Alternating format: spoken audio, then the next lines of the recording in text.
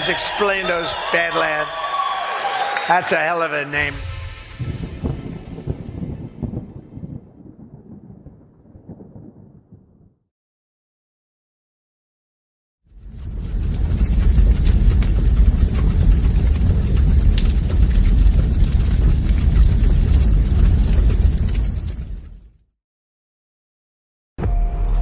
We were sleeping.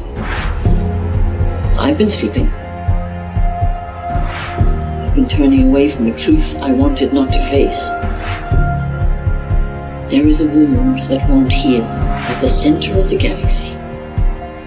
There is a darkness reaching like rust into everything around us.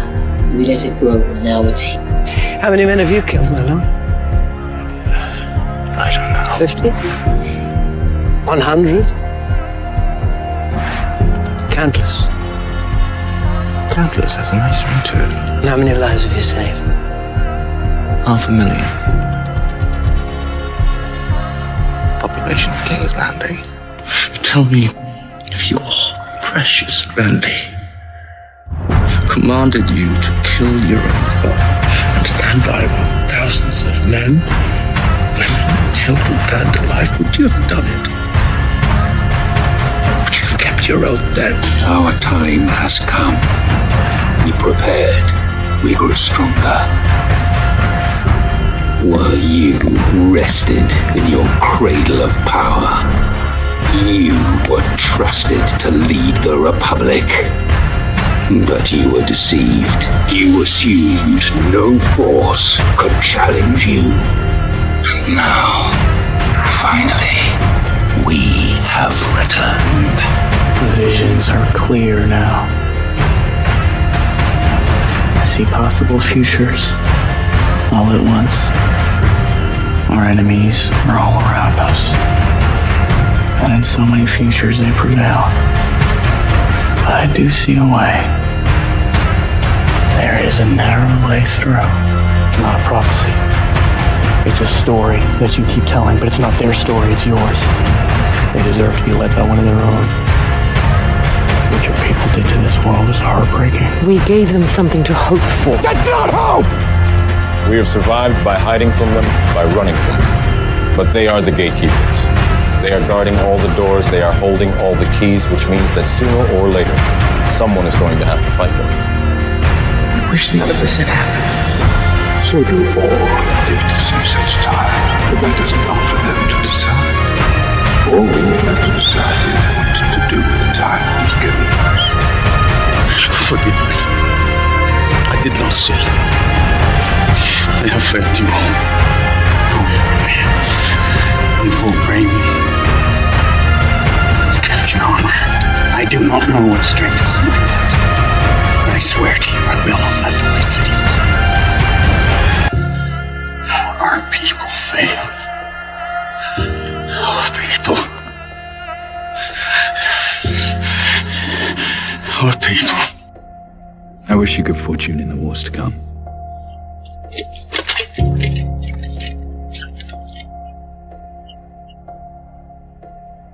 And now it begins.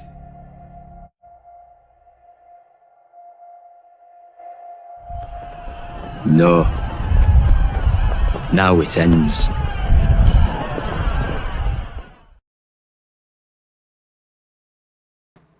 Okay, guys, welcome to The Narrative, episode 35, Codex of Truth. Hold on, let me fix this.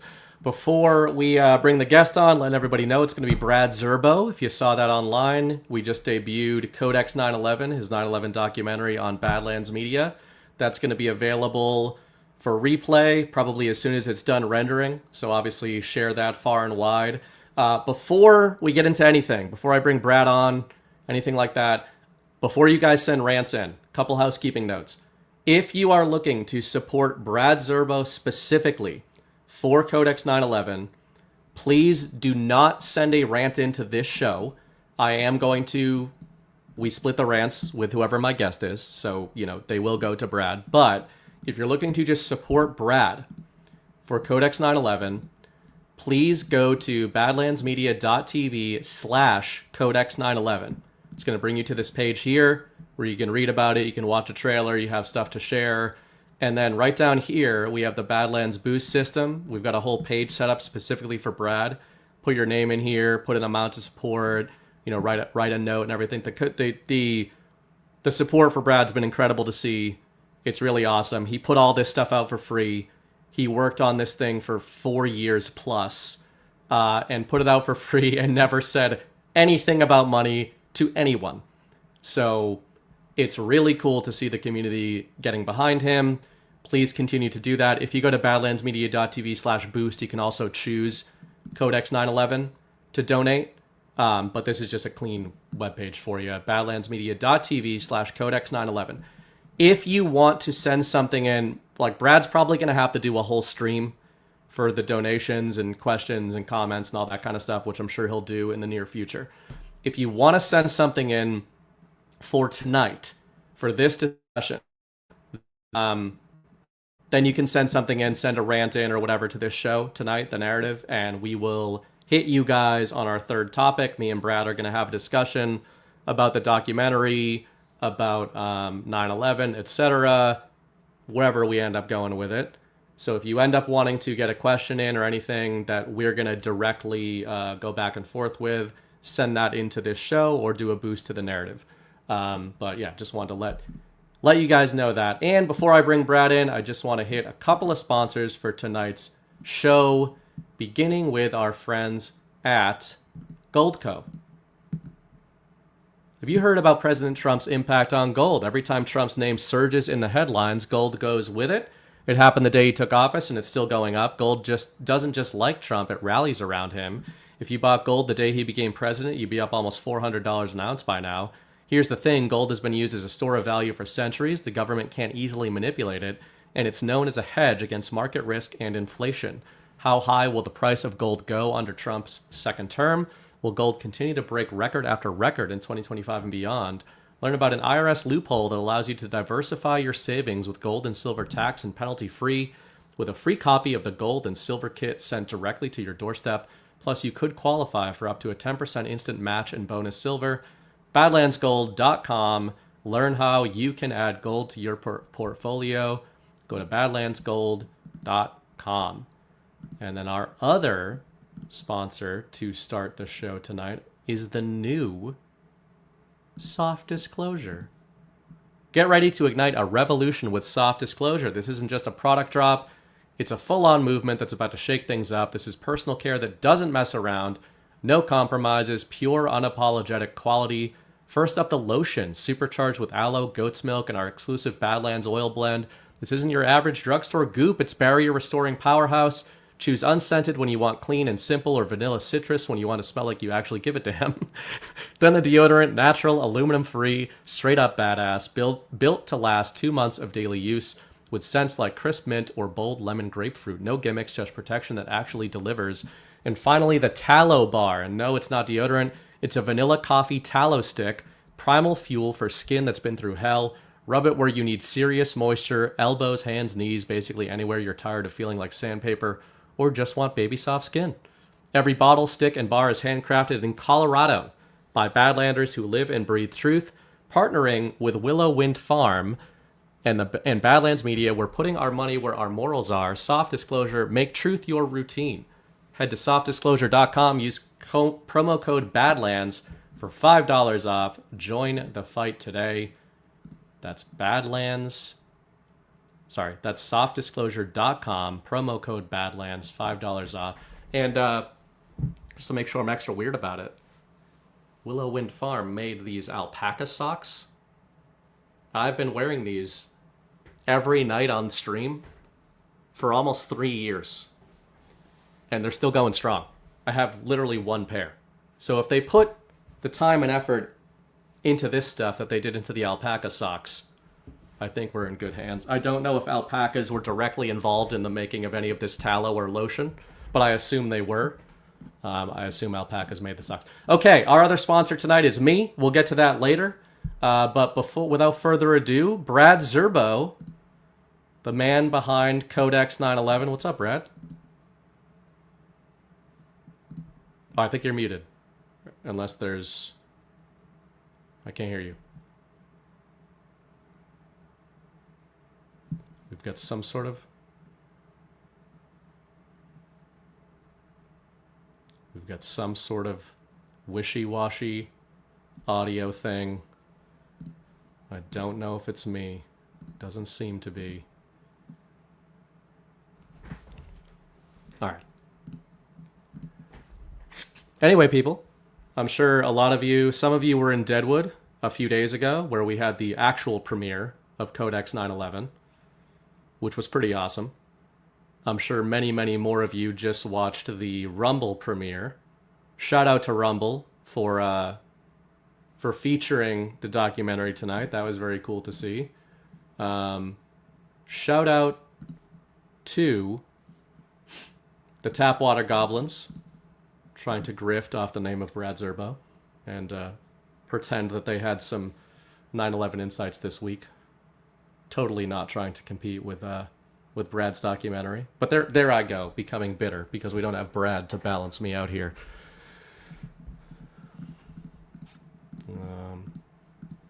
I don't want to just go. I don't want to. I'll read a couple rants that came through while Brad figures his end out. We did get a couple rants ahead of time that were probably trying to support Brad and not me, so we'll try to figure that stuff out. But Sassy Girl sent $10 over, said, "Wow." The Meerkat sent $10 over and said, "Well done, Brad." And let me see if this is working. All right. That works now? We're good. We're good. Brad Zerbo.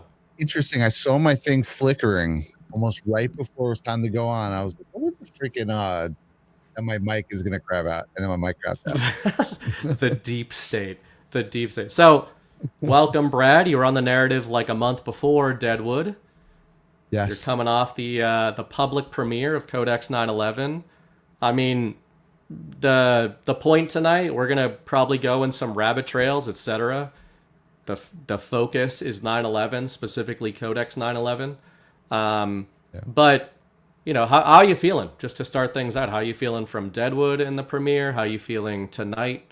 I saw 31,000, 32,000 live at one point with the documentary. So how are you feeling about it all? Yeah, I mean, it's overwhelming in the best way possible. It definitely, I thought people were going to like it, right? I obviously put a lot of work into it, but I was not expecting Deadwood. It was a standing ovation, and then people were just going nuts in the chat. And then, so that's why we were like, man, maybe we should just release this like sooner than later, right? Because we were going to do it on September 11th. But it had such a reaction. Yeah. I think people want to share this. You know, everyone's like, where do I share this? And so tonight, I mean, I assumed it would do all right tonight. But again, I think we had the 30,000 mark over that at some point, and overwhelming response. So guys, thank you so much. And of course, thank God, because you know, you put yourself in God and he will take care of the rest. It's some real shit, guys. So yeah, man. And again, please, I appreciate it. People sending rants in. We'll get to those later tonight. I think Brad's on Alaska time, so he can marathon it. I assume I will marathon it no matter what, even if it doesn't make sense for me to do that. But if you send the rants over tonight, we'll get to those later. If you are specifically coming in here to support Brad, go to badlandsmedia.tv/codex911 to do that. But yeah, man, I think to open up, we watched this a week ago in Deadwood. You know, people at Badlands have known you've been working on this for quite a while. But I was joking with Mrs. Bright, you know, as a novelist, there's often times when writers or artists or whatever say like, oh, I've been working on something for a while. And it's like, that could mean a lot of different things. That could mean like, I picked up the manuscript, then I worked on it for 3 days, and then I hated myself for 27 days. Then I worked on it again, right? And I'm sure there was some of that with you with this documentary. But when we say Brad was working on this for years, like, Brad was working on this for years. So, you know, before we get into, we're going to go into actuals tonight, the rare case on the narrative. We're going to focus on the narrative of this documentary and of 9/11 itself.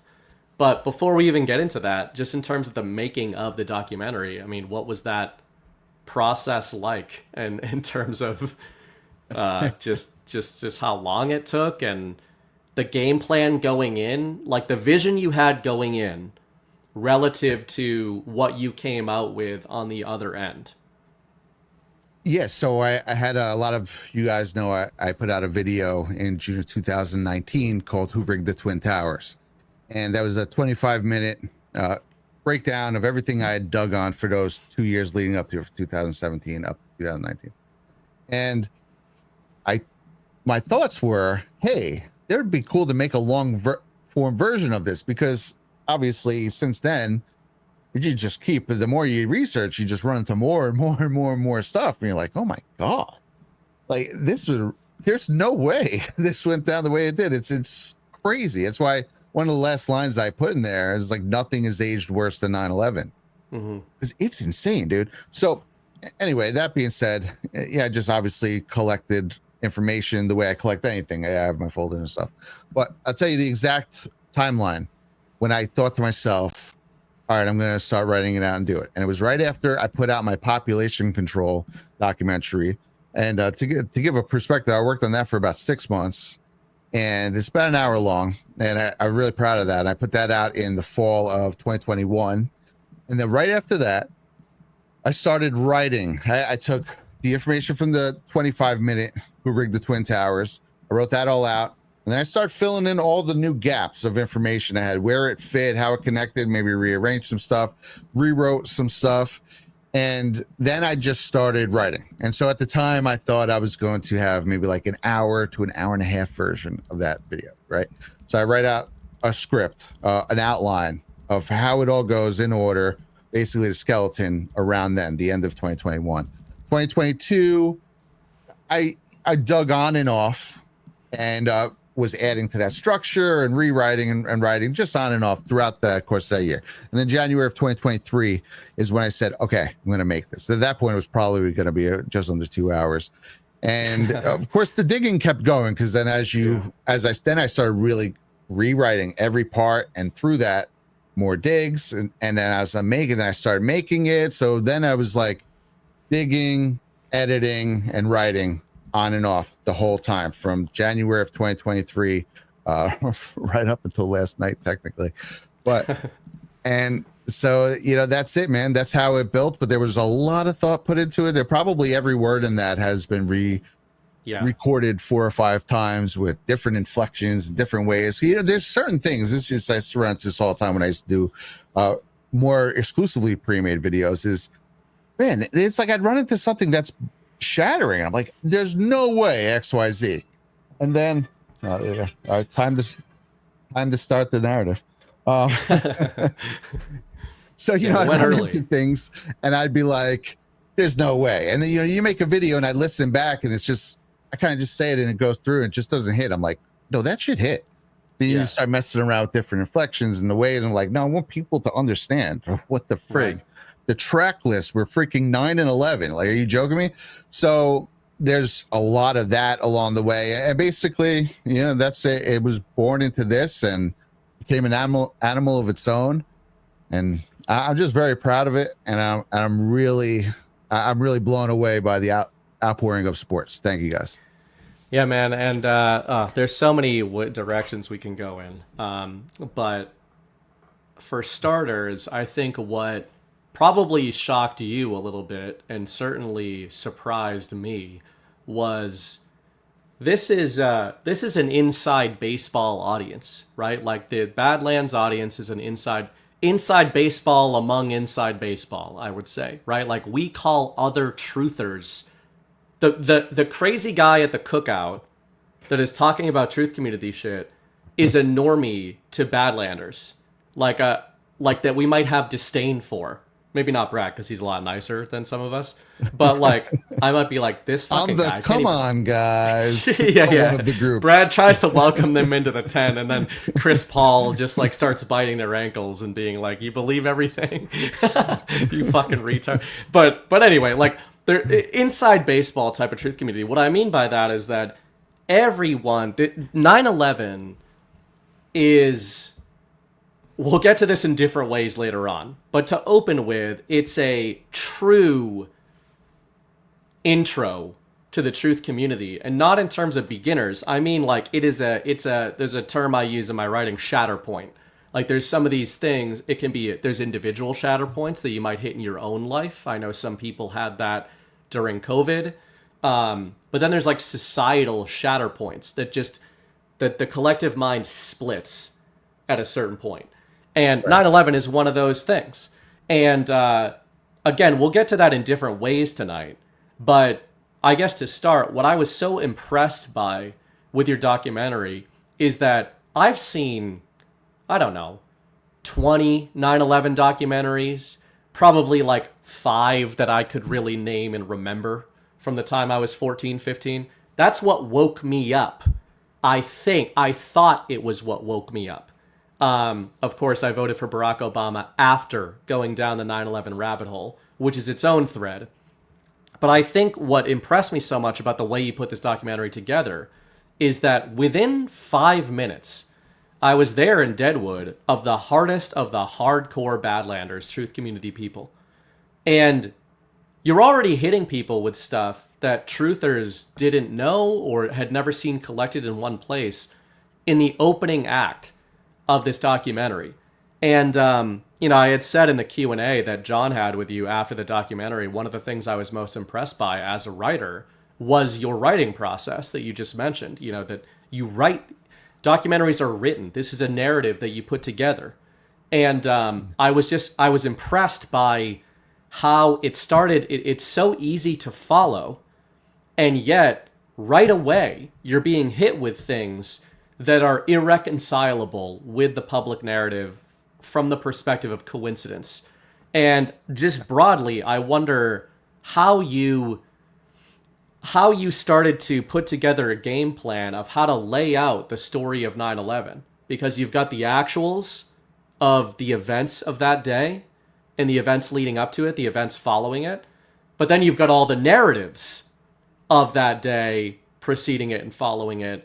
And those are two different things, right? The actuals and then the narratives, and then the narratives about the actuals. So I wonder how you started putting that stuff together. Did you start slicing and dicing and like right away, or did you write for quite a while before you started putting the documentary together? A lot of them just kind of came to me as different sections started to work with other sections. So half and half. Some of it was beforehand, and then some of it as it was going on. Like one example is there's the famous, actually one of the only things I double up in the whole film is Peter Jennings going, according to the FBI today, the CIA, the Pentagon, there's no warning of this whatsoever, no knowing of who was involved, right? And it's funny because he's not saying that's him. A lot of people, I think, misconstrue me playing these newscasters like the newscasters are in on it. They're talking heads, man. They're getting things, they're live covering. I don't think a lot of them are necessarily in on anything. Who knows? Maybe some of them are, but the majority of them I doubt are. But he's saying from the FBI, from the CIA. So that means they were communicating behind the scenes, because they are throwing things into these news stations saying, who could have saw this? But then there's other newscasters who, by dumb luck, had remembered, who were saying just live on air as it's happening, oh, the CIA just put out a warning last week. The Pentagon put out a warning two months ago that Osama bin Laden's getting ready to attack, right? And so they are at the counter. So they're blowing up their spot saying, oh, no, you guys were telling us this behind the scenes. And then it's like the day of, no one could have foresaw this. It's a lot like COVID, right? They had Event 201. Event 201 had the fucking CDC, the UN, the World Health Organization, the Bill and Melinda Gates Foundation, the Johns Hopkins Health University, the World Economic Forum, and pretty much every other major health organization of the world got together and did a tabletop exercise of the coronavirus, of a coronavirus pandemic, 3 months before January of 2020, when a mysterious coronavirus came out of nowhere, and they were like, Donald Trump, why aren't you ready? That's why they needed the exercises, Brad, because they knew it was coming. Why aren't you prepared for this, guy? People who completely war gamed it 3 months ago. Like, what are you talking? They all played dumb. I just even have a clip from, I think, April of 2020 of Bill Gates going, we didn't plan this. There's no way we could have known. And it's like, whoa, bro, that is the greatest. That's like red pill gold when you find clips like that. There are so many red pill moments in this, and that's a good one to start on, is the narrative seeding, right? And you mentioned that term in the documentary, which I think is great. We talk about that all the time. We have been talking about that for years.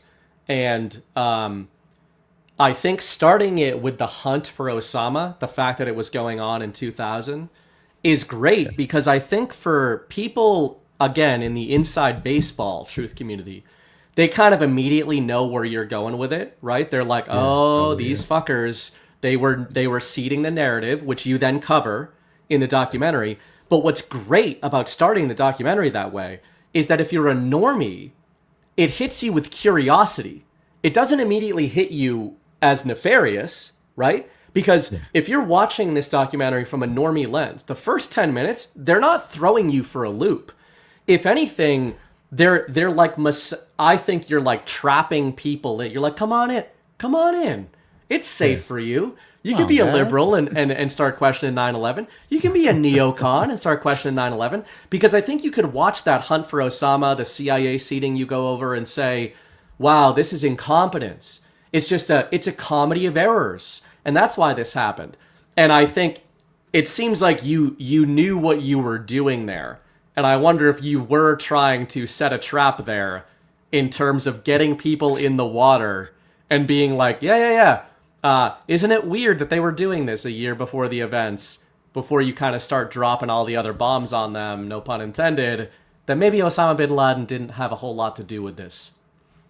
Yeah, it's funny because if you look, even the way I'm talking about it in the beginning, and totally on purpose, by the way, I'm like, they were looking for Osama bin Laden. Then halfway through, I'm like, Bill Cooper's like, they weren't looking for Osama bin Laden, you blithering idiots. Like, obviously, they weren't doing shit.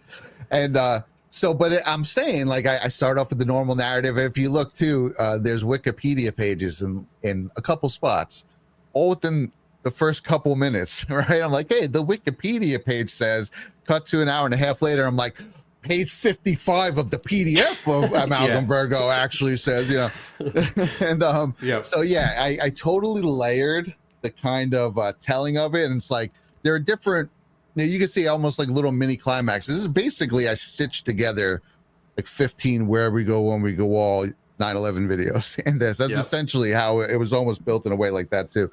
But there are different spots where I'm like, okay, now I can start talking in this way, and now I can just start making fun of them. I mean, the second half of that's basically like Brad talks shit on 9/11. It's like, oh, you found all the information in the suitcase that didn't make the plane.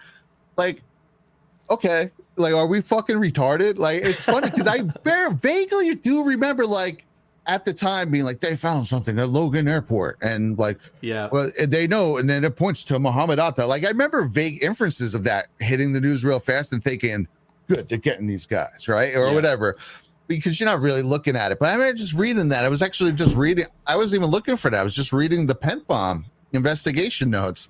I was like, what? They found what? Found this guy had a written out breakdown, like, Brad, before you left for GAR, did you make sure you had a printout of every speaker and what they were going to be doing and the entire itinerary of Deadwood in your suitcase? Well, yes, but I'm an operator. But a normal person would not have these kinds of things. Okay, no, I mean, it's the magic suitcase. None of us did. Yeah. The magic suitcase section is a, like, you said, like, you're talking shit. It's a comical. It's a comical narrative. I had never heard of the magic suitcase. I had heard of the magic passports and all that kind of stuff. There's a lot of things in here. The boldest proclamation you made heading into the premiere, I think, was underselling it. But you basically said, I'm confident that even the most hardcore black belt truthers are going to see something in here that they weren't familiar with. And I'd say you probably nailed that. There's going to be one person who says no. But there was a lot in there that I was surprised at. And it wasn't even my major takeaway, as I said at GARP. My major takeaway was how well the narrative of this documentary is crafted to undo the narratives surrounding 9/11. And that's going to be the bulk of our discussion. But in terms of the actuals, there was a lot in there that I didn't know, and this was this was an event that on a delay woke me up. And one of the things I wanted to say is, have you always been a conservative? Like, as soon as you could identify politically, you always leaned conservative, right? It wasn't 9/11 that made you lean that way. Yeah, no, as long as I knew what politics was, I wasn't like angry about it. I had friends who were Democrat. I remember growing up in the 90s. My mom was a Democrat. My dad was a Republican. And they'd be like, hey, good luck. And they'd make like a friendly bet. Like, I hope Dole wins. I hope Clinton. Yeah. And then whoever won would give the other like $5. I think they owed the other one dinner. And we'd go on with our lives. And it was just like this cordial thing, right? And the first thing that really got me into politics, I actually saw a GW speech in late 1999. And I was like, man, and he was actually, I can't tell you what speech is. I've never really looked back for it. But in the speech, he probably says this to several of them. He goes, we got to stop fighting each other. You know, if we can unite, we can get a lot of good things done, this left and right. And I remember just thinking, dude, that is so true. I still kind of feel that way. Obviously, that's not what happened. He was also talking about tariffs early on. He wound up doing none of that because his whole presidency became the war on terror. But I remember thinking, like, that's pretty cool. So that's the first person I ever wanted to vote for. But that's a different story. I didn't vote in 2000. But I did vote for him in 2004. I wanted to vote in 2000. I just got arrested for giving for dime bags of weed. Oh no, I'm real Scarface over here. Criminal. And I thought that meant you couldn't vote. I found out later that you only can't vote if you're indicted. So it's stupid. I could have voted on 2000, but nevertheless, I like Bush. I just blindly defended 9/11 for so long. I didn't even know. I never looked into anything. Okay, this is one of the most eye-opening red pills. I mean, not to do a full weave here, but in 2016, there were a couple things. Well, even earlier on, when Bush said he wasn't going to support Trump, I remember being like, "What?" That was like a first crack in the dam where I was like, "What do you mean?" You know, right? All right, you guys fought it out, but you know, you and him and Jeb were at each other's throats. But that's posturing. Now he's got the nomination. You're supposed to support him. Anyway, and then early on, just the way people were talking about Donald Trump. I've worked for this guy. I grew up around New York. He's been everywhere. He's like totally a fun-loving business guy who just seems pretty kick-ass and really smart.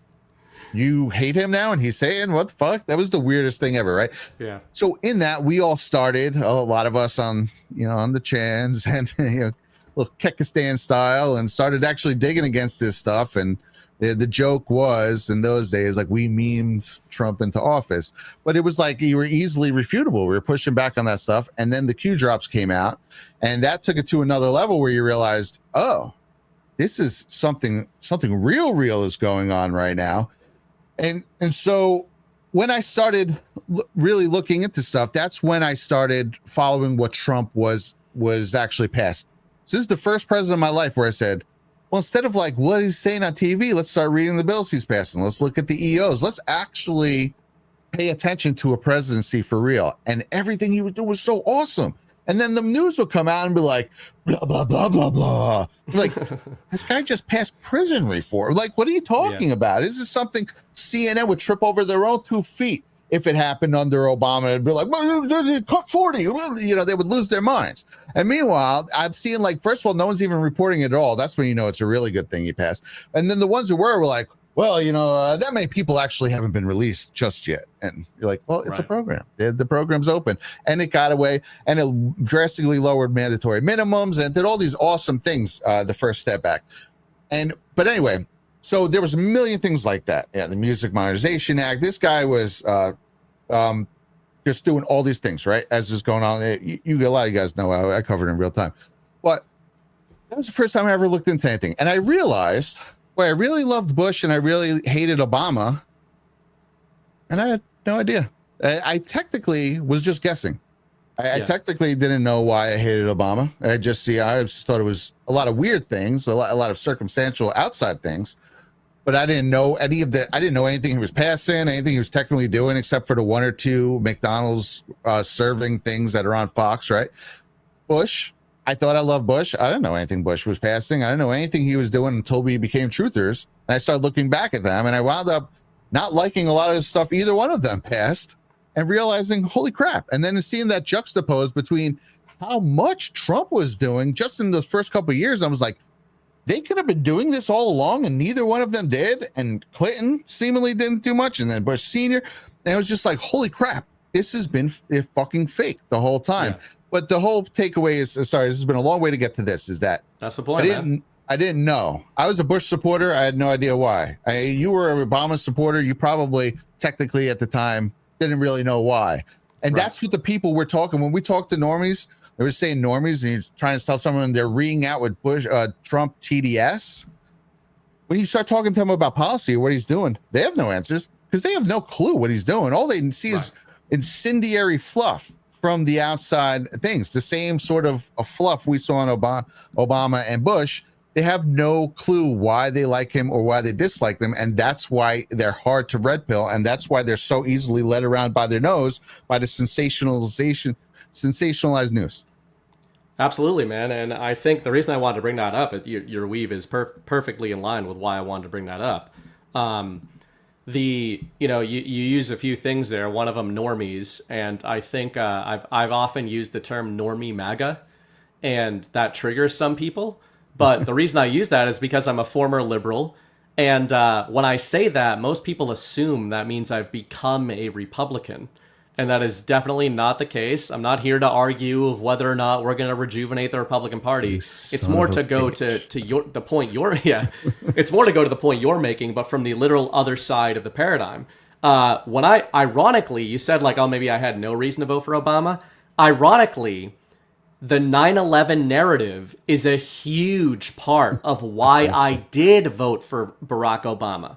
And one of the things I wanted to talk about was the idea that if a lot of the 9/11 truth movement in the wake of 2001, I think I first started getting into it around 2005, 2006. I was in high school and I dove down, like the wars in the Middle East had kind of already begun to sour after the invasion of Iraq. That's really when I think public sentiment was turning against what was going on. Yeah.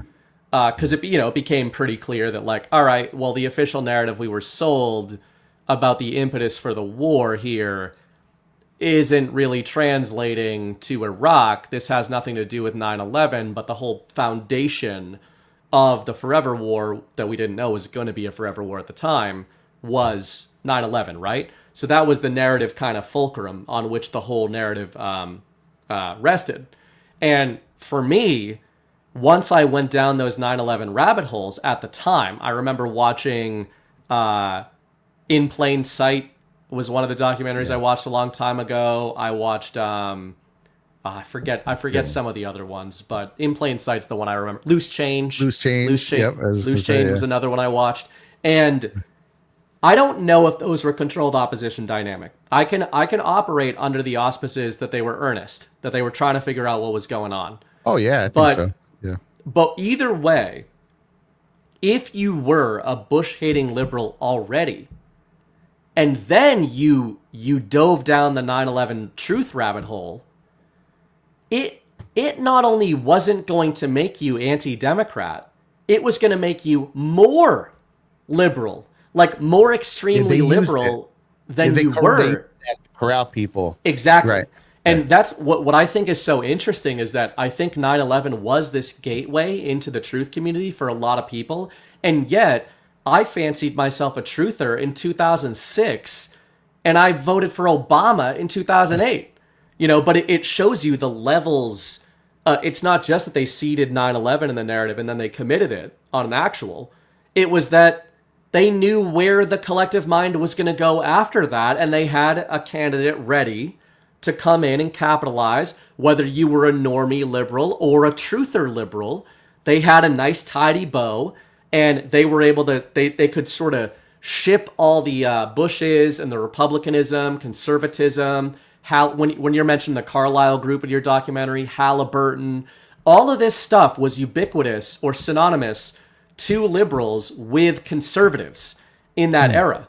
Yeah. So you could show a liberal your documentary, at least the first half of it, and they'd be like, yeah, I knew the Republicans were the bad guys. And I think that's one of the most insidious things about 9/11 is like they could almost let people go into the truth rabbit holes a little bit if they kept it on politics. And that's all to say, I think one of the things you did really well here is you made sure the documentary was not about politics. Like, there had to be politicians involved. There had to be politicians that presided over this and looked the other way. But this was an operation that was much bigger than politics, and it probably was operating outside of politics.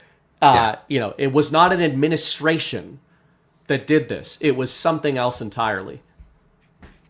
That's likely what I assume as well. I think there were key players in a lot of places, but very much so one of our intel branches come up a lot. So I think as we've seen now that we actually have a decent layout of how we assume the world works with a sort of a globalist cabal deep state that has infected many areas of many countries, at our own being one of the main belligerents, is you could see those assets being pinged all throughout this. You could even see foreign ones that looked like they potentially were foreign ones being pinged as well, which is kind of how it goes, right? Where one is running an operation, usually their buddies overseas or vice versa, is at least chipping in, right? Or at least read in or is helping in some way. But I tried to keep it very much where exactly are the paper trails. There, of course, my speculation, that's the fun part. I do that here, and we'll do that on my future shows. I could speculate all I want, but I wanted to keep what's the most solid in writing, in the weeds stuff that, you know, refute this. It's your own freaking words. They were like, oh, blah, blah, blah, blah, blah. Dude, that's from page 520 of the 9/11 Commission report, right? So that sort of stuff, I tried to amass as much as I could, keep it all in one place, paint it as a picture, and see what we can do. And like you're saying, it's not particularly one side. It's uniparty. This is total uniparty. And I try to give a fair assessment of all sides, even, you know, running into names that I grew up liking. And I don't know if every single person who was one shake away from 9/11 explicitly was part of the planning of 9/11 or even wanted it to go down. You know, there's a lot of threats and blackmail behind the scene too. But whoever came up, I put them in there because, listen, if you have a suspicious connection, it's part of the investigation. And what I want from this is for it to rekindle the conversation and for people to spider off it. And you mentioned some great docs. I encourage everyone, watch as many docs as you can. And some of them come to different conclusions on different spots. And that's okay. You know, all I can do is say, hey, this is what I think happened. But I don't know what happened. And, you know, something else might resonate with you guys when you're watching it. So I implore you, watch it all. This is how I do my digs anyway. Dude, sometimes I'm reading more leftist stuff when I'm doing digs on Trump or digs on something he just passed. And I'm reading almost more leftist analysis than right-wing analysis. But you have to do both to get a real feel for what's the truth. And usually in the bylines of the analysis, they give you raw details, or they'll cite a PDF of something or some raw video, or what was this based on? And that's where I really like to go to. And that's where a lot of this dig comes from that. So all throughout the couple years, as well, especially there was probably a good section of 6 months where every single night I would put on a broadcast. Like, here's the first 8 hours of CNN coverage. And I would have my doc open, my keyboard, and I would just watch. And whenever it says something interesting, none of it's not that they're all smoking guns, just anything interesting, I'd be like, okay, 3 hours, 29 minutes, and 14 seconds. It was a 7:37. And I basically did that for months and months and months. I have so many notes. So I'm going to start cleaning those up over the next year or so and dumping them periodically on my Substack. That could be fun, you know, for people to just have like little waypoints for a lot of this coverage. Man, I did that for a lot. Dude, I don't know. Between news coverage and then just home videos, I've probably watched 8 zillion hours of 9/11 footage, but it's worth it. Then when the time is, and again, this is why I wrote it all out, when I was like, all right, now I'm doing the this montage. Now I'm doing they're calling them terrorists part, or now I'm doing the blah, blah, blah part. I was able to just go there and control F my own document and just pick them all out. All right, this is from this on ABC, and this is from Luke Corchese's film at 29 minutes, and it helps. And that's what I like, the raw footage. What's the raw footage? I don't want to hear the analysis from 2 hours later. Well, I do, but I also don't over what are the actual people saying 60 seconds after it happened. I like to just bring it to that for a lot of my dicks, actually. Yeah, it's amazing, man. And on the actuals, I want to get into narratives. Obviously, that's the theme of this show. But there's so many actuals that are mind blowing to me in this. But I've got a couple that come to mind for me. But for you, going through all that footage, going through all that stuff, I mean, besides just the obvious of anything you found really seismic and interesting, you obviously threaded into the documentary. But as somebody who was digging into this stuff for so long, do you kind of remember the few, like 2 or 3 things that when you kind of came across it, or maybe recontextualized something that you already knew, like facts that you already knew, but it hit you from a different angle this time, or stuff you didn't know that hit you? Can you remember the actuals that are documented in this film that really just hit you in the last few years in a way that kind of blew your mind? Yeah, I'll tell you what, the Operation Cyclone dig that was spawned from Bill Cooper saying, "Oh, we trained Bin Laden." Yeah. And just really digging into that, and that was actually really spawned from the Q post, and they said, "Who is Bin Laden's handler?" This documentary was spawned from those 9/11 Q posts in November of 2017, where I had been following for a week at that time. I knew enough to know that, okay, I'm almost 100% convinced this is coming from the Trump administration. They're hitting on a lot of deep stuff like the Rothschilds and central banking and Jeffrey Epstein and Marina Abramovic and the Podesta. They were just hitting on a lot of stuff that we had all seen going around, right? Chans and stuff that I knew to trust it. And then Donald Trump was giving it nods, especially in the beginning. Now it's like hard. It doesn't hit the same in hindsight. It's why a lot of people don't necessarily talk about Q as much. But I was told that we were very anti-Q, Brad. You're a very anti-Q guy. Yeah, guys. Yeah, where we're going with All Channel is very anti-Q. And I don't know. Yeah, let people talk, man. Just let them. So at that point, I was locked in, right? I was digging on these right off the bat. I was spending nights after night digging on these drops as they were coming. I couldn't get enough of them. I think it was around November 17th or 19th. It was within the first couple of weeks of November. They hit it. Who is Bin Laden's handler? Who financed 9/11? How is Bin Talal connected to Bush Sr. and 9/11? And like all these things, what's up with Halliburton? I remember having the thought, 9/11 too. I never even thought to look back. It just happened, and yeah, we kicked some terrorist ass, and I didn't love that the wars were still going on at this point. But as far as just the 9/11 narrative, I hadn't even thought about it in a million years.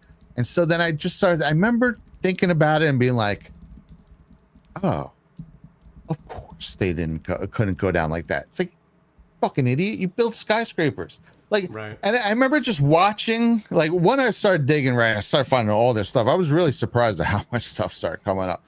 And then I'm just watching video and I'm just like, holy shit, these buildings just fall apart. It's like, how could this much of something pulverize this much? Like, it's like this much of the building completely jackhammers the whole rest of the building down. But then, you start looking, you see squibs coming out and you see the bottom falling out. Because again, it's like Newton's third law of motion. Every action has an equal reaction, means that as they're pulverizing each other, once it gets down this far, it's also been pulverized up. They're both hitting each other. So it's going around here. It should either fallen off or be kind of just a crushed mess as this tower is just wavering. But instead, it just pulverizes 90 floors of freaking building. which is insane. So I remember that was my shatter point, where I remember just watching those videos. And again, at this point, 2017, I'd been working skyscrapers for 15 years at this point. And I remember watching those videos going, how have I never thought about this again? Outside the initial couple years. And boy, that was weird. And then I just started down the path, man. And you just read all this stuff and it's all so insane. But I think the original question was anything really blow your mind about it. Yeah, well, that's one of them. That the sort of stuff you found in your research on an actual level that just kind of tied everything together or blew your mind. Yeah. So the Operation Cyclone stuff. Yeah. And I remember I was about halfway through this dig when I was seriously making it, when I was like, this is started by those Q posts, yet I still haven't answered the first question, who's bin Laden's handler? And then that kind of led me down this Cyclone dig, Operation Cyclone. They started digging into that and how they were just running their Afghan recruits through the visa office in Jeddah and Saudi Arabia in general. And so that kind of starts to connect. You start getting all these connections and funding the Mujahideen and how they were doing it through the ISI. And then the ISI winds up that they were actually funding bin Laden's Maktab al-Qidmet, that's his team. So it's like, well, they were technically funding. It wasn't this, that was the CIA's proxy. So you're telling me, why just because it's not part of the actual Operation Cyclone, technically, that wasn't also an offshoot. But then on top of that, his handler was Jalaluddin Haqqani, the Haqqani network. First of all, during the Afghan-Russian war, or I don't know if there's an official name, but when they were fighting Russia or the USSR, the Haqqani took bin Laden under his wing.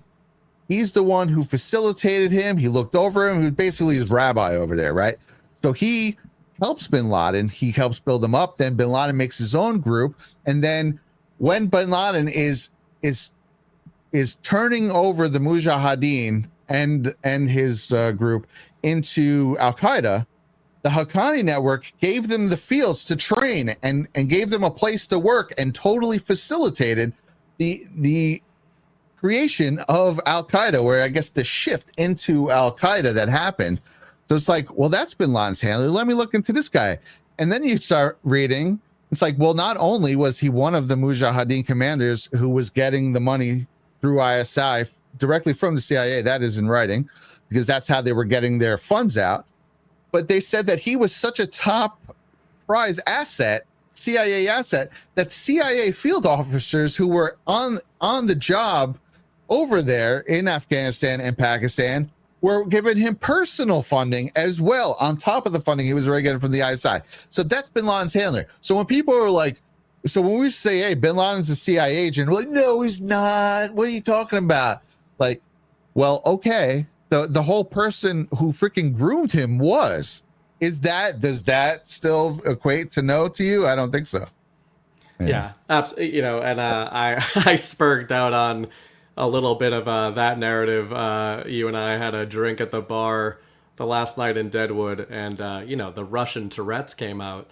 But it's kind of interesting whenever you hear what kicked off a dig. You're talking about what kicked you off there, and your documentary. I think one of the great things about it is it's going to be. I mean, it's simultaneously, I think, a great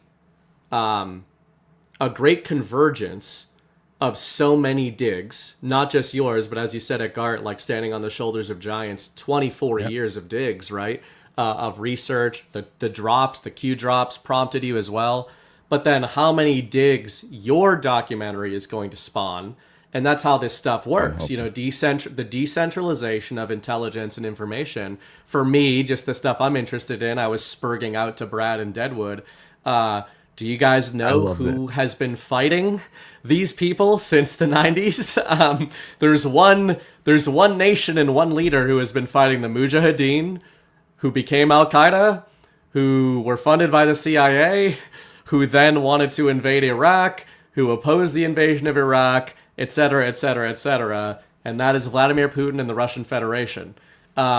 it's absolutely fascinating how many spider-webbed rabbit holes spin out from 9/11.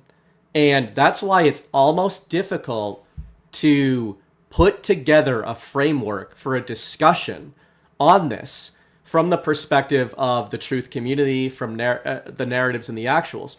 Because we could do a month of shows on just the Russia stuff with 9/11. But I thought that was interesting, the fact that, in the last few years, we have the Kremlin talking about how the CIA is funding separatists in Ukraine and Western intel is behind all these things, right? And then it's like, you could be a right-wing, red-blooded, 2001 go-get-em American, go into Brad's documentary and come out of it the other side sounding exactly like Vladimir Putin in 2003. Just being like, and I think I was posting in the Badlands chat a couple of nights ago, man, it is fascinating going back and digging on some stuff I hadn't even dug on, which is, what were Vladimir Putin's public statements about the invasion of Afghanistan and Iraq?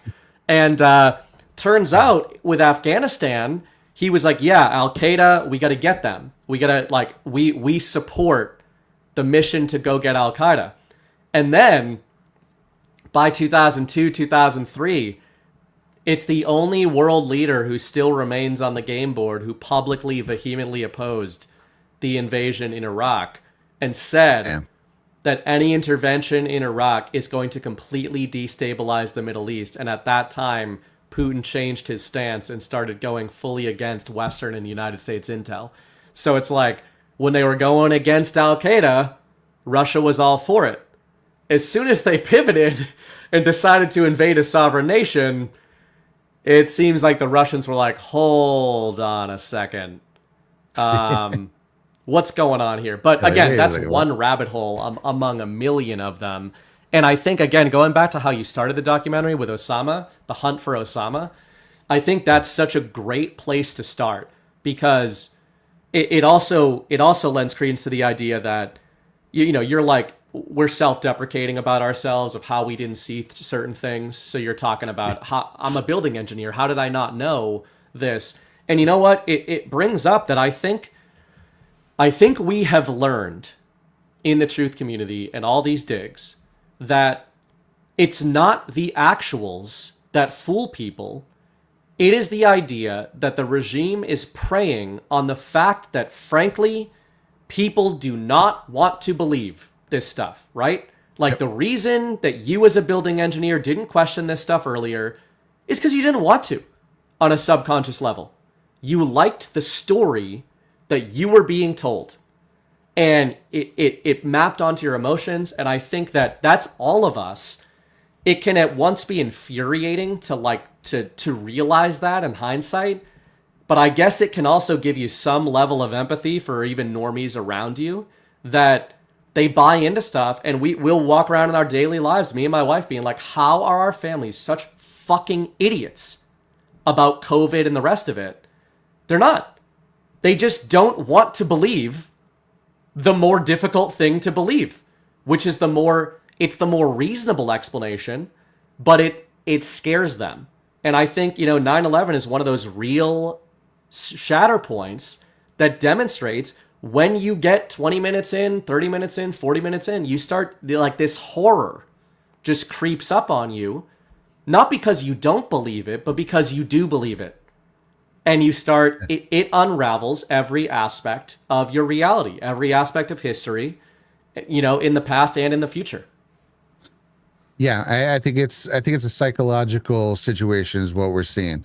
Is the way I see it is this, because I look back, obviously I have my own instances that I can look back and psychoanalyze. And the thing is I said I was already building buildings for 15 years at this point, right? When the dam broke. Now, if I had been sitting there pondering all these events for 15 years and I still felt the way I felt, yeah, that's super embarrassing. The thing is, what these happen is I think they try to lock the narrative in fast while you're still in the trauma state. So, and this is a tactic. This is why when they'll show like the MK Ultra, you watch Clockwork Orange or stuff, they're telling you things while they're freaking you out. Because when your body goes into freak out mode, it's kind of like a fight or flight. It just starts taking as much information as you can. It's a real phenomenon. Like if you're in a trouble, without realizing, your body is or your surroundings, everything is being locked into your mind without you even realizing. It's they've proven this. So what happens is I'm pretty sure what they do is they have to lock the narrative in while you're in the trauma state, and then it's locked in. So say like 9/11. Yeah, if I had been thinking about it for the whole 15 years, that's embarrassing, but I didn't. It happened. I locked it in. Going to get these terrorists. No, I don't think about it. I probably never even thought, wait, did that really happen the way they said it did? 2 weeks after, you just, back to life. We're going to go kick some ass in the Middle East. I'm going to start working in the city. I started working about 6 months after that in the city on, again, Trump Building F, pretty cool. And that's that. So you just lock it away and you don't think about it anymore. So that's how it happens. That's how things happen. And then there's the second psychological phenomenon, which again, this is properly documented, is that things like this are stressful. Your mind will automatically try to avoid things that will bring you stress. You're trying to take on the burden of, I was completely wrong about this guy or this situation or this inference, is really stressful. So your subconscious almost won't let you even take it. A lot of people, that's why they default into, I don't want to talk politics. I just don't want Zerb. I don't want to talk politics, please, man. Because it's not that they don't want to talk about that thing. It's because that means you just started to crack the dam, and their subconscious knows, if I let this conversation go on without some kind of trigger stop, it's gonna be a stressful moment, a traumatic moment, and it's gonna change everything I believe in. So that's why people won't even look. And again, myself, I didn't have like specific instances where I remember in 2005, someone tried to show me a video and I was like, I won't even look at that. Like, I don't remember specific instances, but I'm sure subconsciously a big part of me never even trying to look into it or not really even thinking about it again was that. Because if I'm wrong, I laughed at all those Nick DiPaolo jokes making fun of Rosie O'Donnell. Just still really funny to this day. But shout out Nick DiPaolo. But it's like, that's pretty bad, Dude, there's a funny thing. I used to watch a lot of O&A. I kind of like low key give 1999 Anthony Cumia some credit in my eventual red pilling. And man, they were pretty base. My older brother loved them. Yeah, they're freaking great. They started in Boston, dude, with the Mayor Menini, right? They had that whole hoax that kind of ran them out of town to New York. And so there's a good episode on there. I don't know. It had to happen, I guess, sometime after 2001 where Patrice O'Neal's on there. And in fact, you know what? If you want to comment on what I just said, I want to find the clip because it's way funnier if we just play it. It's only a minute long or so. Yeah, bring it up. Well, what Brad, I had pulled up the Nietzsche quote, as I want to do, based on what Brad's talking about with the trauma, catharsis, all this kind of stuff. And, a lot of people are probably familiar. Whoever fights monsters should see to it that in the process he does not become a monster himself. And then the notable point, when you look into an abyss, the abyss also looks into you. And I think that abyss sort of refrain, I think, captures largely what you're saying with the trauma, the sort of trauma locking. Trauma locking, I think, is a good way to put it, the way that you put it there. In my writing for years, I've talked about what I think patriots and Donald Trump are doing, and I've talked about it as a reversal of the trauma. I've called it trauma paralysis dialectic. Trauma locking is catchier. I think I'm going to steal that. But what I've been saying is, I think patriots are trying to invert this into a trauma catharsis paradigm. And you're absolutely right. It's like people don't want to think about this kind of stuff because they're hitting a wall, and behind that wall, it's not even that they fear what's behind that wall. It's that they don't know what's behind it. And fear of the unknown is the abyss. The abyss is behind the wall. And I think one of the challenges in front of this is just a broader point, almost a spiritual point, but maybe to use this documentary as a rallying cry and many other things in the truth community. It's not about beating people over the heads with the facts of a situation, I think. It's about, and I think what your documentary does a great job, and G-Money in the Badlands chat said this earlier, And it's funny coming from G, because G is like a shock trooper in terms of Clockwork Orange. G wants to grab people and like open their eyes and make them stare right into the sun. That's his approach, right? Chris Paul kind of has that approach, which I think can be effective at some level. But I think what your documentary does well, that G pointed out, is that your tone, the way it's laid out, it's normie friendly in the best way possible. It's approachable. And I think what it does is your tone and everything and the way you laid it out, it's not angry until the end, which is, I think, comes off as righteous anger that you've earned by that point in the story. But I think the way it starts off is like, hey, let's ask some questions about this. Like, come over here and let's ask some questions about it. Shut the fuck up about your emotions. Shut up about your feelings. Like, let's just have a conversation about this. Let's ask some questions about it. And I think that approach, we can learn from some of that and say, to get people to stop worrying about what's behind that wall, to get them to stop worrying about what's in the abyss, because the reality they've been living in is a lot more horrifying than what the truth is going to be, because the truth is going to, open up this whole new reality. I mean, the truth will set you free, right? The age-old refrain. But I think that's one of the best things. That old gag. Yeah. That's one of the best things that your documentary does, though, I think, is it's got a very empathetic tone of saying it doesn't matter what you think about 9/11. We have a responsibility to take this seriously and to look at it. And it, in a weird way, it makes this whole narrative that I think sometimes these massive narratives in the truth community, we just sort of, we like leave them to the side because we all take it for granted. We're like, yeah, everyone knows that was an inside job, right? Anyway, let's move on. But no, if we get more people to understand that it was an inside job, it is like a shatter point that can truly bring them into a totally different paradigm on every other level. Yeah, that's funny. Well, two things. I'm just going to comment on that right away. Is there are certain things that when I used to do almost exclusively content like this, and again, maybe once a month, once every 2 weeks, I'd have a 15-minute video or something. So basically, I still did it the same. I just stitched them all together at once. But when I used to do exclusively just videos like this, a lot of times, say I'd do a half an hour breakdown of this. But there are elements of this breakdown that are in pieces of maybe 10 other videos I did, but they're all also kind of in here. And I'd go through them, and from time to time, there are people in my comments like, we already know the blah, blah, blah. Why are you saying that again? Because I'm not making this video for you.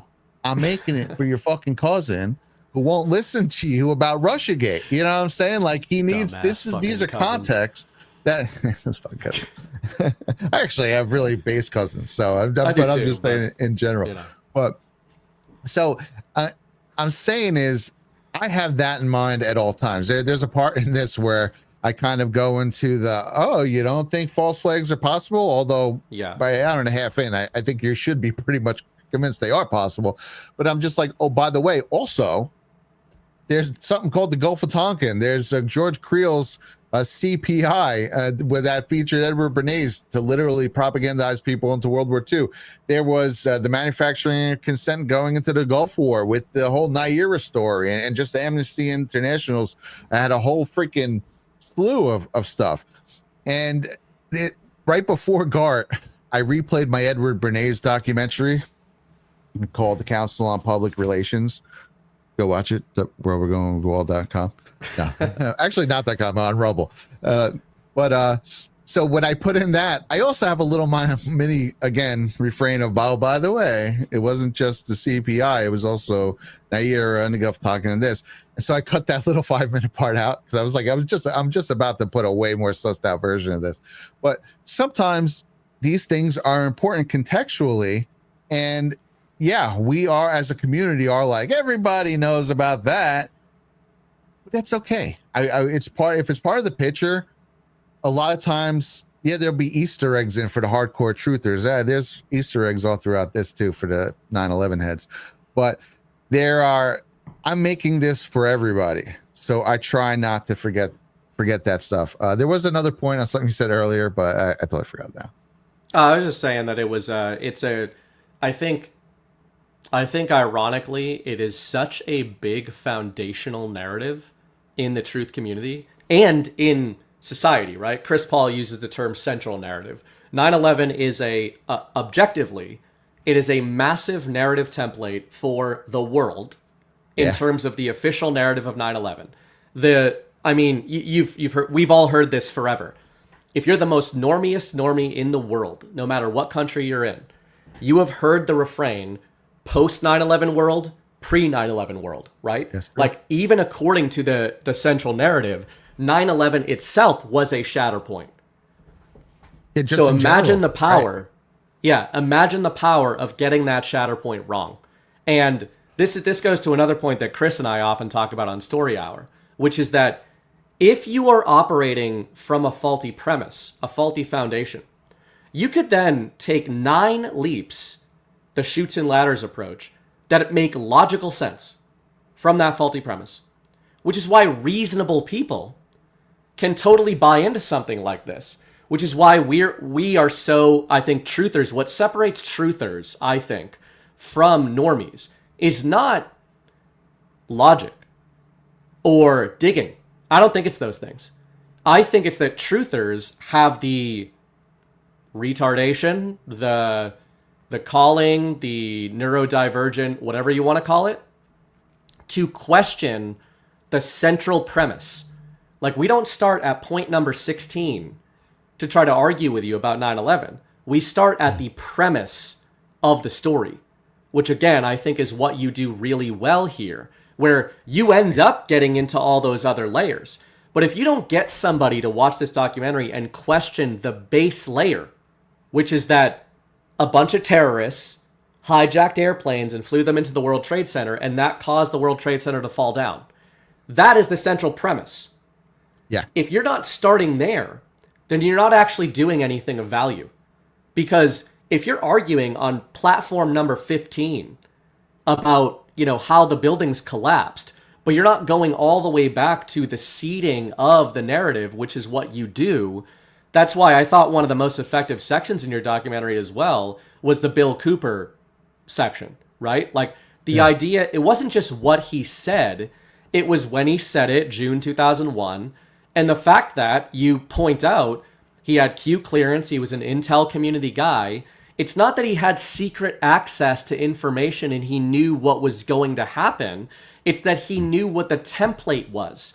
And I think that you really drilled that home in a way that was very easy for people to understand that haven't been spinning themselves in knots for a decade trying to understand how narrative engineering works. It's all narrative engineering, and it starts that way. Us there, right? Yeah. It reminds me of like when the war in Ukraine first started. And remember, it was like all these bombings of videos that came out, and they all turned out to be fake. Like literally, guys.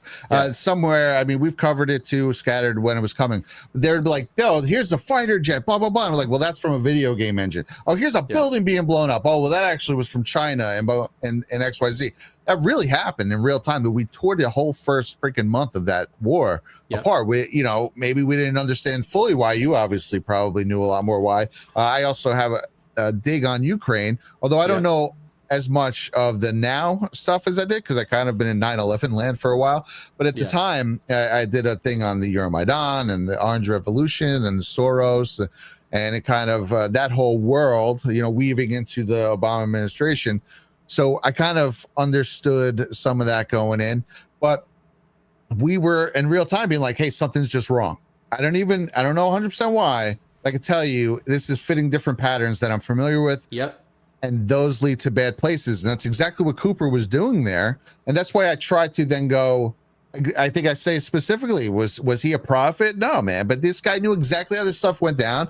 And when he was able to read the tea leaves, there was also originally, I had a whole breakdown of a 1992 interview of him talking about the Gulf War, because that goes into him talking about how we built up Saddam and all that. And again, it was just wound up making the part really long with Bill Cooper, and it was just a lot of going back and forth. So I cut that part out because I was going to talk about how we funded Saddam anyway. So I was already going to go into that with graphs. It would wind up being redundant, but he already knew. He had already seen a lot of this in the lead up to the Gulf War. So when he saw it again, He knew exactly, and he doesn't say what's going to happen. He says whatever they're going to blame on Osama bin Laden. Don't you believe it? And I'll tell you what, here's a cool little geek out moment from the truther in me happened with that, where he says, are you watching CNN today? Do you believe what you're seeing? So me, all these years, I have always tried to been like, where's the freaking CNN interview with Osama bin Laden? Now, there is one from 97, right? Now, for many years, I've seen a lot of people share that Peter Arnett interview. But here's the video they were talking about. But when I dug in, when I was especially doing this dig, man, I wanted to get every last thing. If something was wound up fake, I wanted it out. So I really tried to vet every piece of information. And that interview is from 1997. So obviously that's not the one they're talking about. So in my head, now I did find an official report that I do show in there. There's a lot of plausible parts in this thing, guys, by the way. That's super plausible. I tried to make a blueprint for you to follow. So there is a report from June 30th. Of 2001 that says Osama bin Laden imminent attack 3 weeks, and that's part of the intel that came from this interview allegedly. So I show that. So I remember in my first draft of this it was like, well, they must have been talking about that, and then also being like, well, we also interviewed him, blah blah blah, and he maybe mistook it or whatever. And then finally I found it.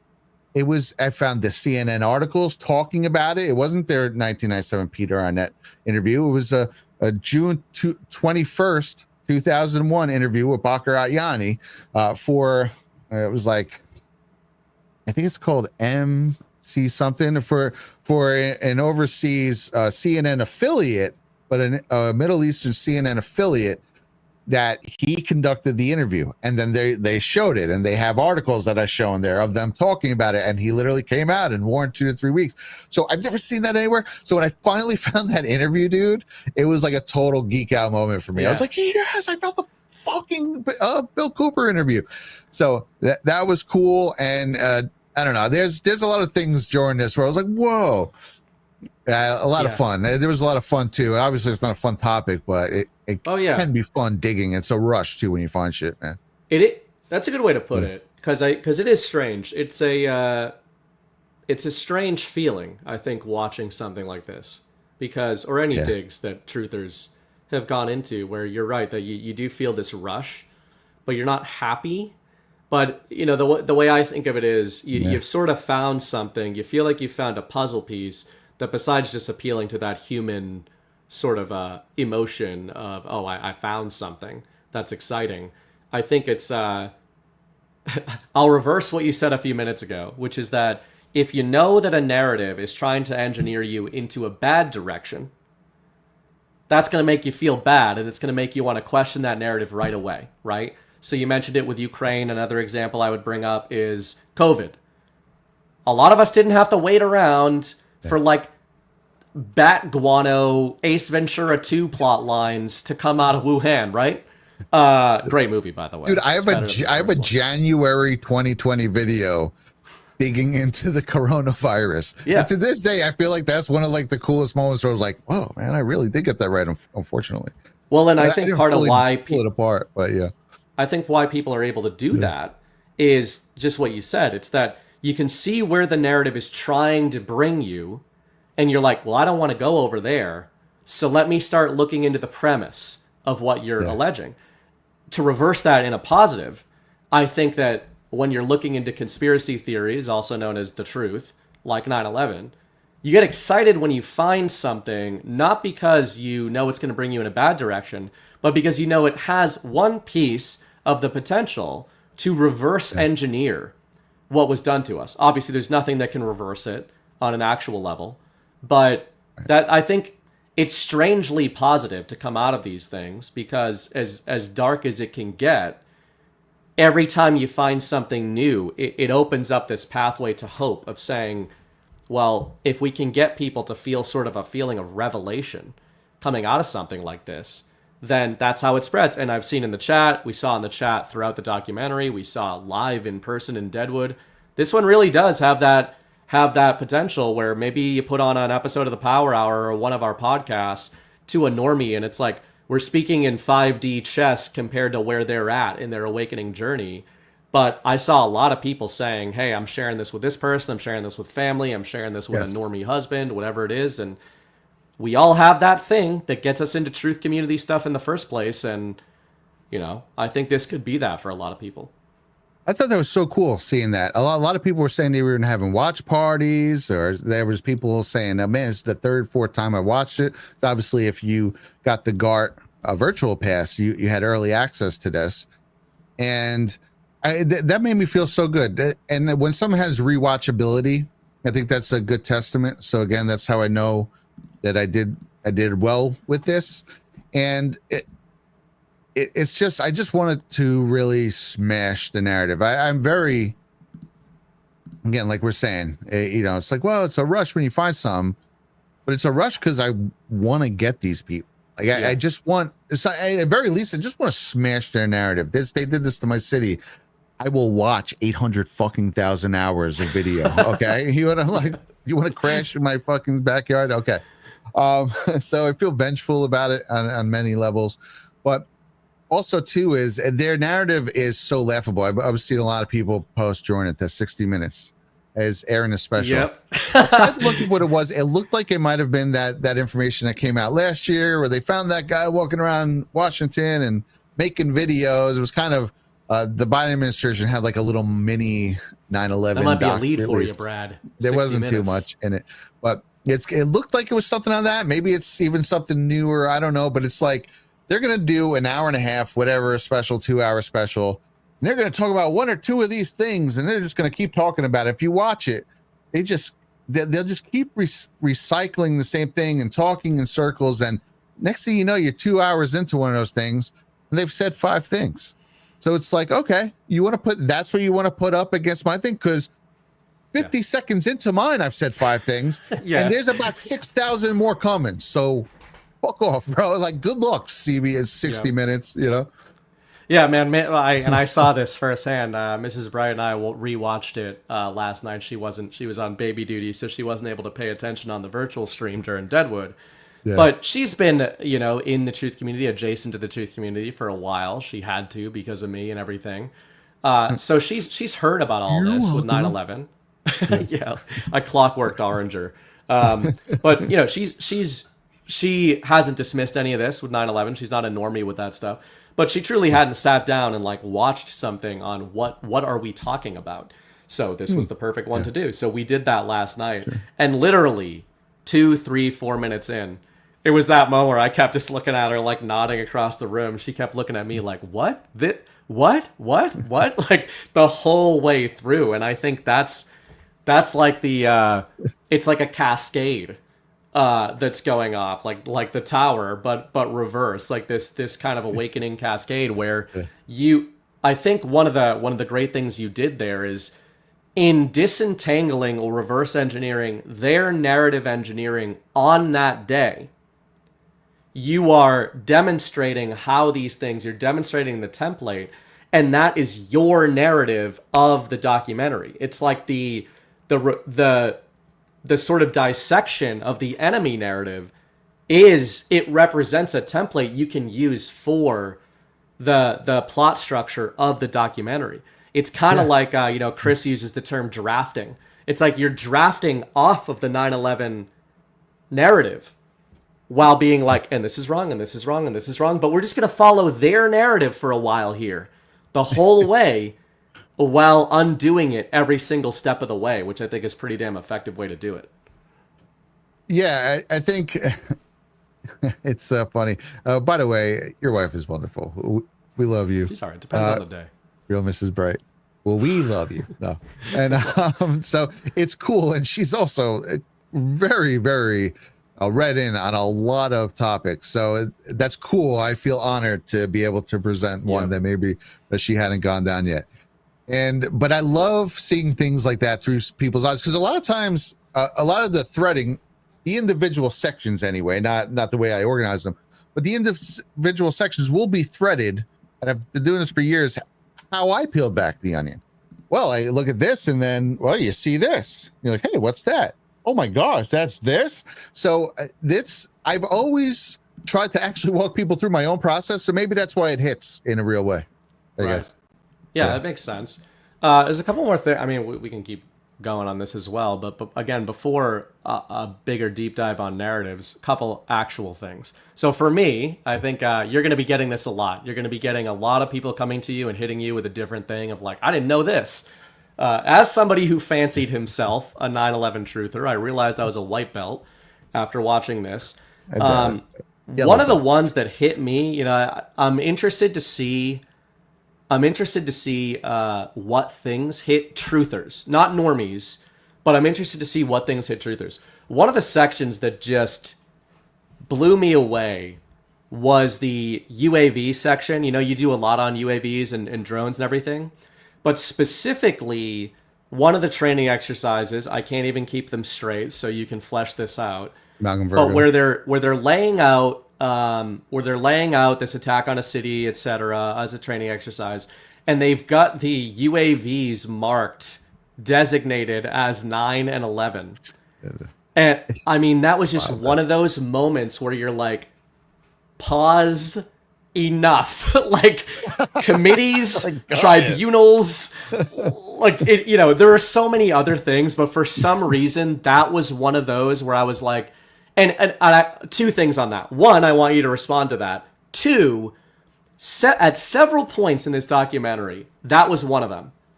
I was sitting there going, is this partly the humiliation ritual aspect of this stuff that truth community people talk about? Or is it truly that they just didn't... I think you might have said this in the Q&A, that maybe one of your theories is that they're communicating to each other. And yeah, I guess I'm not talking about like, that they're... Yeah, go ahead. Yeah, well, just real quick, I assume, obviously it's all speculation, I feel like it almost has to just be a way, because it's got different people in different parts of the op for, if any of those people are putting odds on this operation, we're a little bit like, that's us, you know, that's our track, you know, kind of like one of these things. They got it almost has to be, because it's not blatant. It's not like it's on the evening news, right? Talking about Amalgam Virgo. That just, you know, no one's reading page 50 of Amalgam Virgo PDF.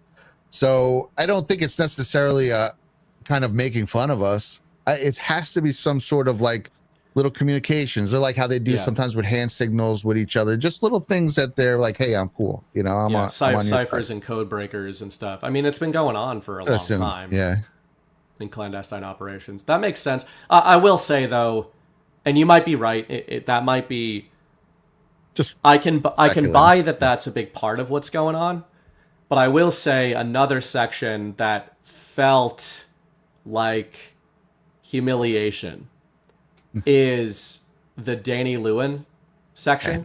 Yeah, dude. Honestly, I mean, I get what you're saying about, you know, the hijacker watch, and he's framed in front of things that look like the two towers, and maybe this is them communicating to each other. But his section in particular, I'm like, they already know. Like, he's an operator. He knows what his part of the operation is. He doesn't need to be pictured on a magazine for the op to go off.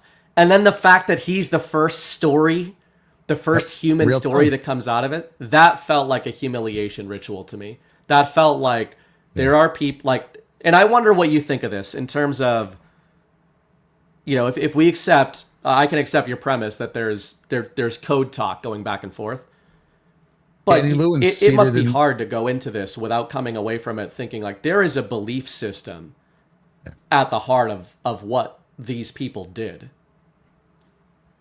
Oh yeah, dude. Yeah, Danny Lewin's another one. He was seated in row 9 of Flight 11. So it's just kind of like, you know, I think like, hey, all right, that's our guy on Flight 11 type stuff. And again, what's one thing we learned through the Q drops, but just through analysis of any of these events of the last 8 years, is what makes a good story? Good actors, right? Danny Lewin was the first one presented. He's the one they call him the first victim, because that's the phone call while the whole operation was live. That's the only victim they knew about while it was going on. So that's the one. Now they're talking. Now when you hear on air, like, oh, we heard someone was knifed on Flight 11. That's the first, like, whoa, it was a hijacking. That's how they know it was a hijacking. That's how everything. This is the presentation story right here. is Danny Lewin. And Danny Lewin's a hard one too, because one thing I struggled with a lot of these things is like, well, what if I'm wrong? What if this really was just a dude who got effing killed on this thing? And here I am being like, blah, blah, blah, blah, blah, blah, blah. And so, you know, there's a lot of that actually in this for me, because I do not want to hurt someone that isn't hurt. But say with a Danny Lewin, there's too many things. First of all, he's IDF. He's Sayeret Matkal, the #1 Israeli defense force, special forces that deals in counterterrorism outside of Israel's borders. Okay. Super red flag #1. He's pictured in front of those things. This is just a year before, which is, I'm sure there was probably a couple of years of planning for this, if not more even, where he's wearing a watch. It's called the Swiss hijacker. It's part of the big irony section. Okay. It's part of the big irony or irony big series of watches. Like, yeah, really? That's pretty fucking, there's a lot of irony in that. And it's called the hijacker. He's seated on row 9 of flight 11. He's a freaking Israeli op, and he's the first presented fully packaged story attached to 9/11. So, you know, maybe it's nothing. I don't think it's nothing. I think that's they probably had people. There's probably agents on all of these things, along with the Afghan assets through Operation Cyclone, who probably performed the hijacking to the passengers as whoever they got to fly the effing plane actually went and flew it. I don't think they flew the plane and turned off the transponder codes and all that. That brings up another actual. There's no way for me to pretend I came up with this, so I'm just gonna pretend that I don't know. I'll pretend that I did, but I had an interesting conversation about the documentary, and you know, you did a lot of research on the planes. I think one of the great. First of all, Mrs. Bright and I got an absolute kick out of the fact that you know, your true retardation superpower comes out in a section where you just like, it's like a Super Saiyan, like you went Super Saiyan at a certain point where you're like, now here's why I am allowed to talk a whole bunch of shit about buildings. like I like that. I appreciate you walking in and just being like, this is what fucking time it is. All right. If anybody's out here about to start saying but the science or but physics or but buildings, you shut the fuck up.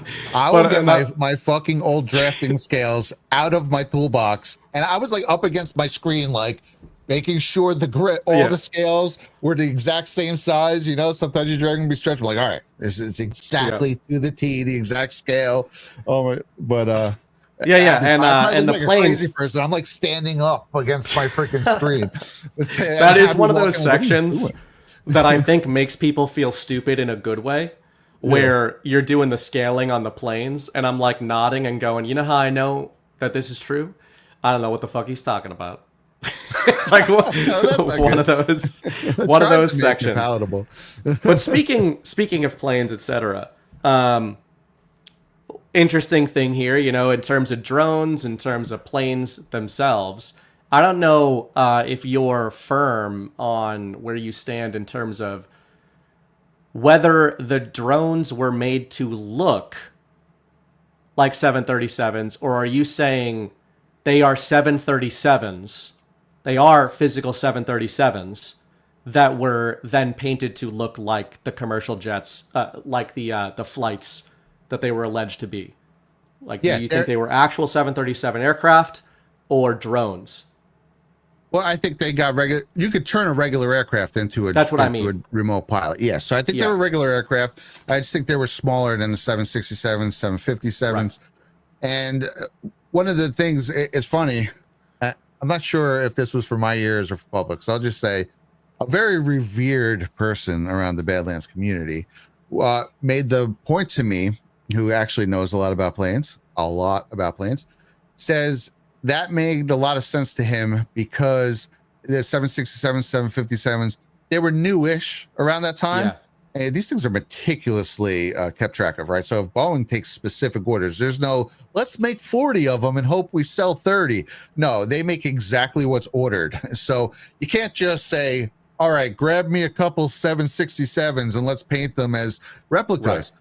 But at this time, there's a freaking zillion 737s or something similar. I mean, it could be any sort of plane that's smaller, is basically what my theory is, that are around in scrap yards or just not being used, or that can kind of disappear and no one would really notice them, which is why it makes sense that the planes they use would be slightly smaller. And who would think like, oh, who's even going to notice? You know, if it wasn't for all the testimony, and at first I kind of was thinking like, well, do you even really tell the difference? And I'm looking at versions of 767, 737. I was like, well, it's longer. Yeah. It's fatter. Yeah. You know, maybe if some people do know, they would know.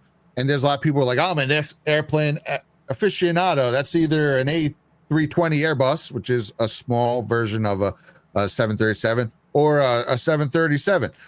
And that's the two main things. Someone goes, it's like the Boston to Washington shuttle. It's a very specific airplane. I looked that up. That's a 737-800. So everything I was looking up, they're like, that's like a this. And I'm looking up, well, son of a gun. Everything everyone mentions is literally in that vein. I think there's one person who mentions a 747, which is like twice as big as a 767. So that was way off. And there's a couple people who mentioned, say it looked like a fighter jet. So that's way smaller.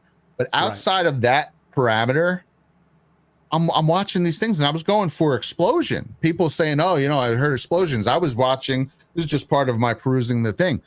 And it was like, another guy said 737? All right. And I'm taking my notes. Yeah. By the time I went to do that section, dude, it's like a freaking 10-minute montage or something. It's like, okay, every single person thought it was a 737. And then that made me think, well, maybe I should just scale them.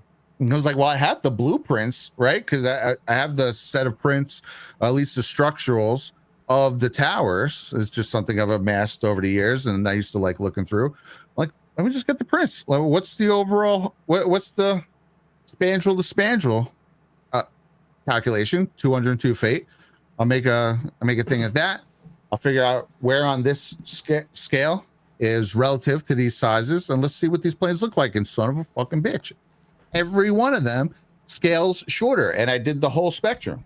And so it's, again, they're all almost exactly the same too. So it shows that doing the spectrum, they actually didn't even change it that much. But I do try to explain that when you're putting it from this angle, since the plane is closer than the building, technically that would be more in the plane being a little bigger than it is side.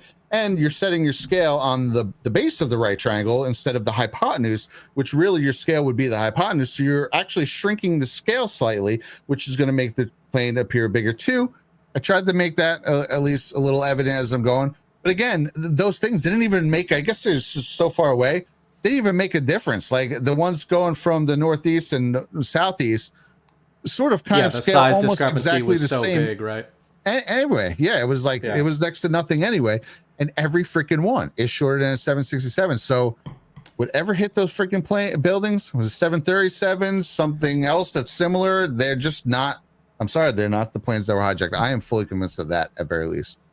Yeah, I mean, I walk around in my daily life just like I think about hypotenuses of the planes all the time, and I was just waiting for somebody else to when I was it. writing that part, I was like, Burning Bright's gonna love this. I've always been talking about the hypotenuses, like the square roots of this elevator shaft.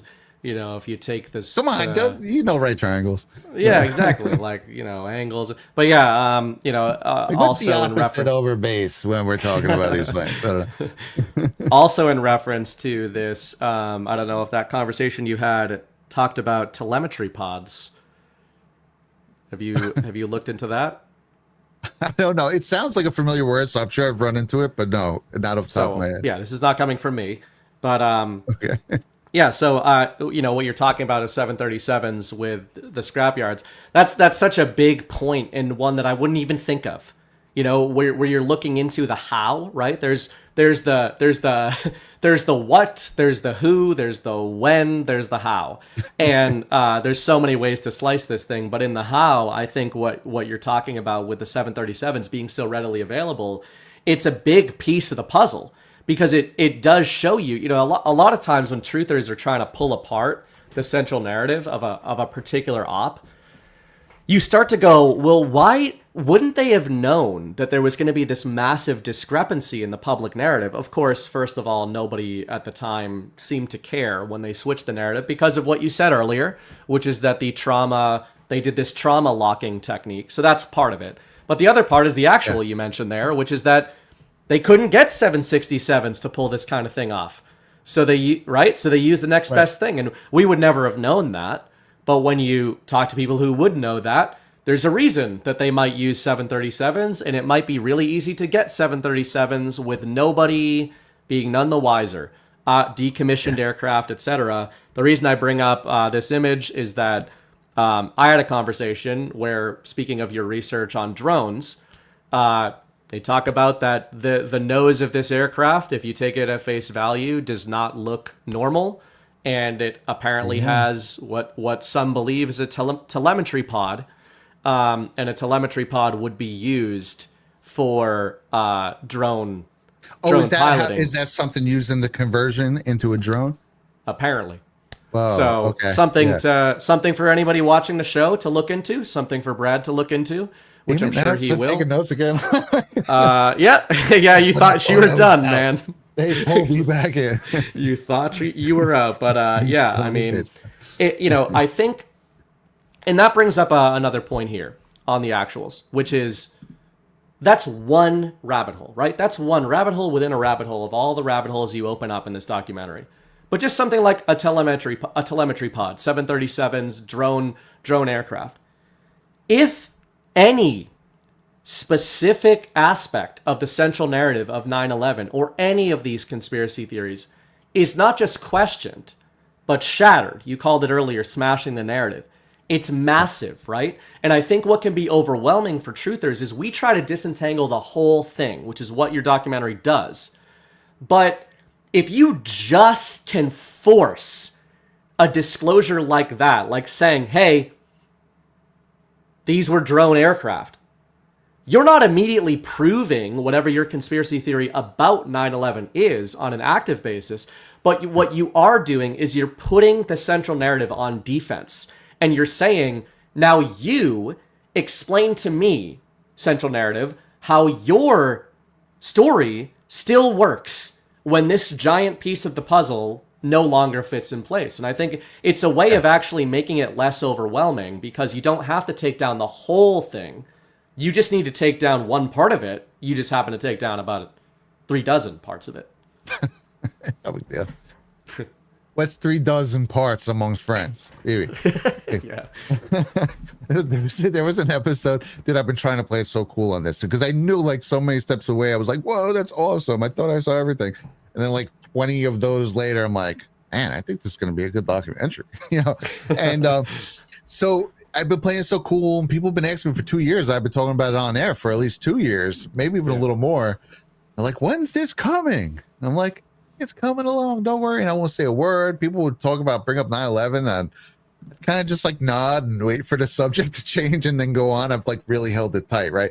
But there was some about like a month or two ago, on air. I don't know. I was just feeling froggy, I guess. And obviously I was getting really close to being done at this point.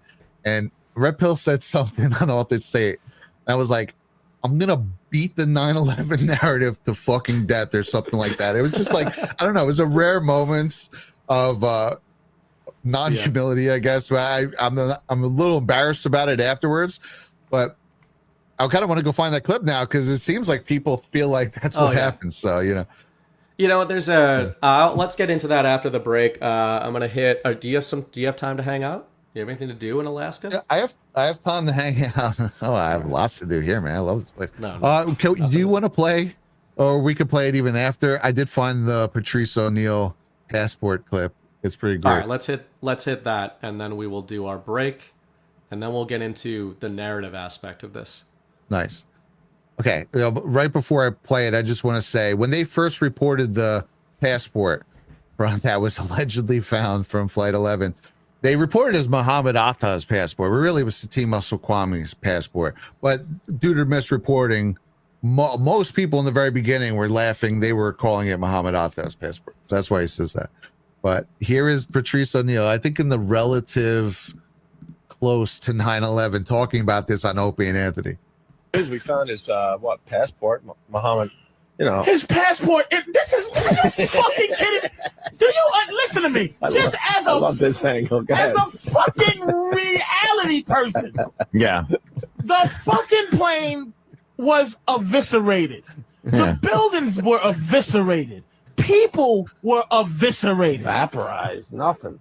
But they found his passport, Muhammad Atta's passport, in the rubble. Why? What was it in his top pocket? And his titty blew off intact. And here's his fucking passport. He was in the front of the ground. plane. He was in the plane. He just flew out. Flew right through the windshield. And landed perfectly. But he was gone. But they found his fucking unscarred passport Yeah, of course. on the ground. Here he is, motherfucker. Here he is. Here's the guy. Like, I understand a motherfucker. But he was on the plane, and he had a fucking passport. Shut the fuck up, man! They know exactly who did what. It was Muhammad Atta hiding out now, going, "Oh, thank God." Anthony, if I lit you on fire right now, they wouldn't find your license unscathed.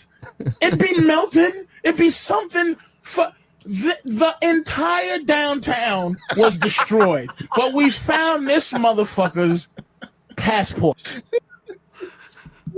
Man, it's like, comedians, right? It's the easiest way to tell the truth in those instances. But that really is, I think that cuts to the heart too. Of you talked about beating the narrative to death, right? Yeah. But there's a place for ridicule.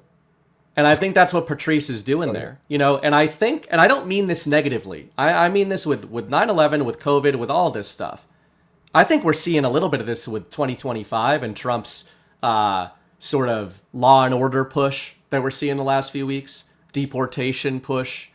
There is definitely a war posture shift within MAGA that I think is good. And I don't mean violent. I mean narrative and psychological, of saying, you know what? We tried to talk to you people like fucking adults for a long time. And it gets to a certain point where if you can't acknowledge that it's a little weird about the passport thing, then we can't have an adult conversation, and fuck you. Like, it's like, fuck you with love, like as lovingly as you can say that. But there does get to be a point where you kind of adopt that posture. The adults get to go in this direction and have conversations about these things, and retards get to stay at the back of the bus. Yeah, dude. At a certain point, there's room for ridicule. I did toy around with putting that in, but those are the clips for after. Again, the reason I didn't put it in is because as much as I am making fun of them at several points in this thing, but that was just too much. Like, it really takes you out of the mood. But well, ridiculous. You mentioned this after the documentary aired in Deadwood, but you can do whole addendums. I mean, you could do whole addendum series on like pull apart each scene in the documentary and do digs, or reveal your digs on it and additional information for people to do their digs. I think people would find that really worthwhile. Yeah, that's why I've been sharing my Substack. I'm gonna start just having fun, and I'll probably wind up posting like one thing a month of a little more sussed out version. And what I really want to do is I want to link all the different documents so other people can spawn off other digs, right? And make it eventually, probably over the course of a couple of years, build my Substack into just almost like a library of stuff where I know that's somewhere and you can go ping it and grab it. So I will start working through that probably in the beginning of October. And I have a link in this description box. I do the description boxes. I can put whatever I want in there. And all of my shows. Yeah, guys, go to bradcgz.substack.com, bradcgz.substack.com. Subscribe over there to get all those coming things. Let's take a break to hear from a kind of a shitty sponsor, but we'll do that, and then we'll come back on the other side of it. The sponsor is me, Brad, you motherfucker. You thought you're the only one sneaking stuff into the description. You decided to come back to us at the turn of the tide. Okay. It's the last week, people. Right now. No. Limited campaign. Last week for Saving Soul. It ends next Sunday, August 31st. Where's my thing? It's often said that politics is downstream from culture, but perhaps we need a slight amendment. Politics is culture because culture is everything, and culture starts with stories, which is why we need to take them back. Burning Bright Publishing is one such attempt, along with its debut novel, Saving Soul, an action-packed martial arts epic. Originally pitched as Daredevil meets Bloodsport, Saving Soul tells the story of Akio Prince, a prize fighter who decides to stand up to the ruthless Hachunin. When the same crime syndicate that killed his master threatens the few friends he has left, Akio decides to make a stand, entering a dangerous game of Hunter and Hunted, a bloody revenge tour that will push him to his limits and put his martial skills to the ultimate test. In the near future Far East, where heroes are hard to find, Akio discovers that a little bad might do a world of good. Support the launch of a new independent American publishing house by backing Burning Bright's Kickstarter, that's me, for Saving Soul, the first book in the Swordpunk trilogy. Get a premium signed, leather-bound, and foil-stamped collector's edition of the book shipped straight to your door this fall. This limited campaign runs through the end of August. That's next weekend. It will probably not come back unless there's a sequel. Learn more about the campaign, badlandsmedia.tv/swordpunk. That's badlandsmedia.tv/swordpunk. And yeah, support has been great. We funded enough to definitely do the print run. So you can read about that Kickstarter campaign there. I did that because I can't afford to print all these in advance. Been over the reasons there. It's US only. I did earnestly look this week to see if I could make this international, and I would basically have to charge half the price of the book on top of what it's priced at to try to do that.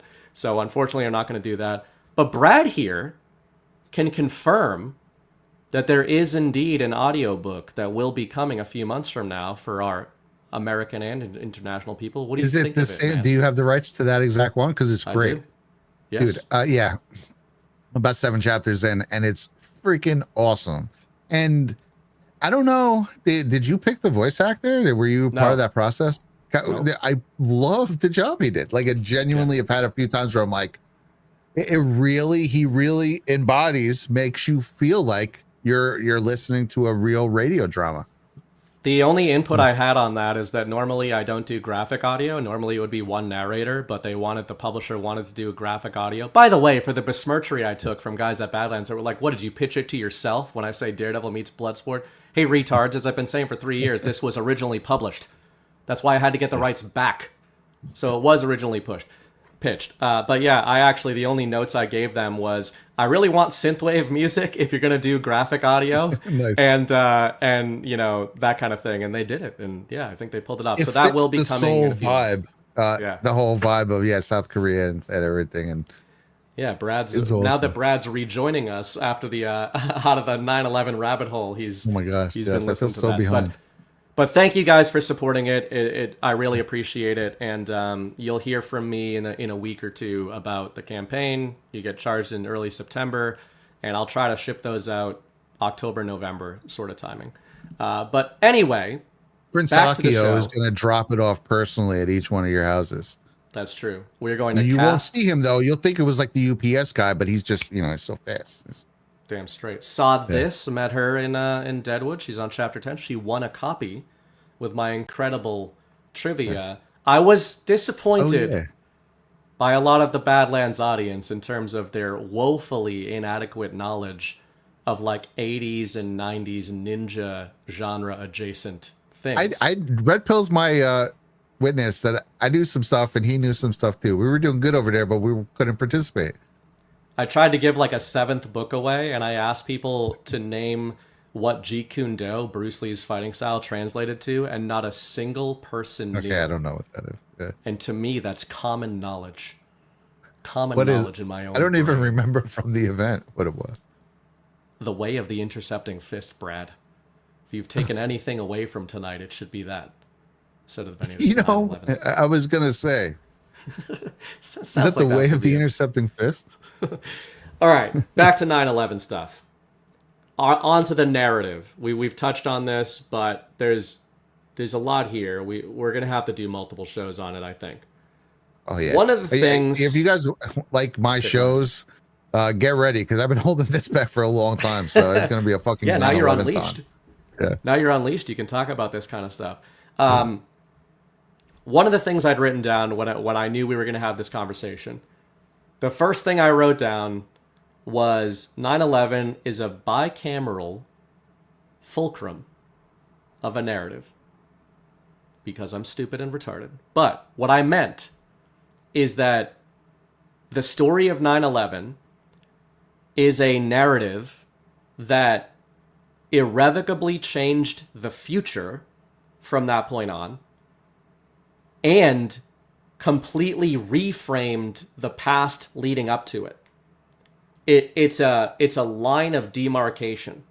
And the reason I said bicameral is I think with your documentary coming out, I think we have entered the stage, and what we all need to commit to is that there is a war of these two narratives, the central narrative and the truth. We've all known this, but this is a weapon to deploy in that narrative war, because if the enemy knew that 9/11 was going to be this shatter point between the past and the future, then that means that undoing that could be incredibly powerful. And I guess to pass it to you, I would just say, besides your connections as a New Yorker and being interested in this kind of stuff and your own background, like what is it to you, especially digging into it for years, about the story of 9/11 that you think is so seismic? Could be the past, it could be that moment, the future. I mean, it's world-changing event gets tossed around a lot, but it really is. It was like a mass psychological reset in many ways. Yeah, to me, it's all the aftermath that I think is the most seismic. Going into the war on terror, when looking back, we entered Afghanistan on October 7th. It was less than 1 month later, because everyone was so riled up and they were like, we gotta go now.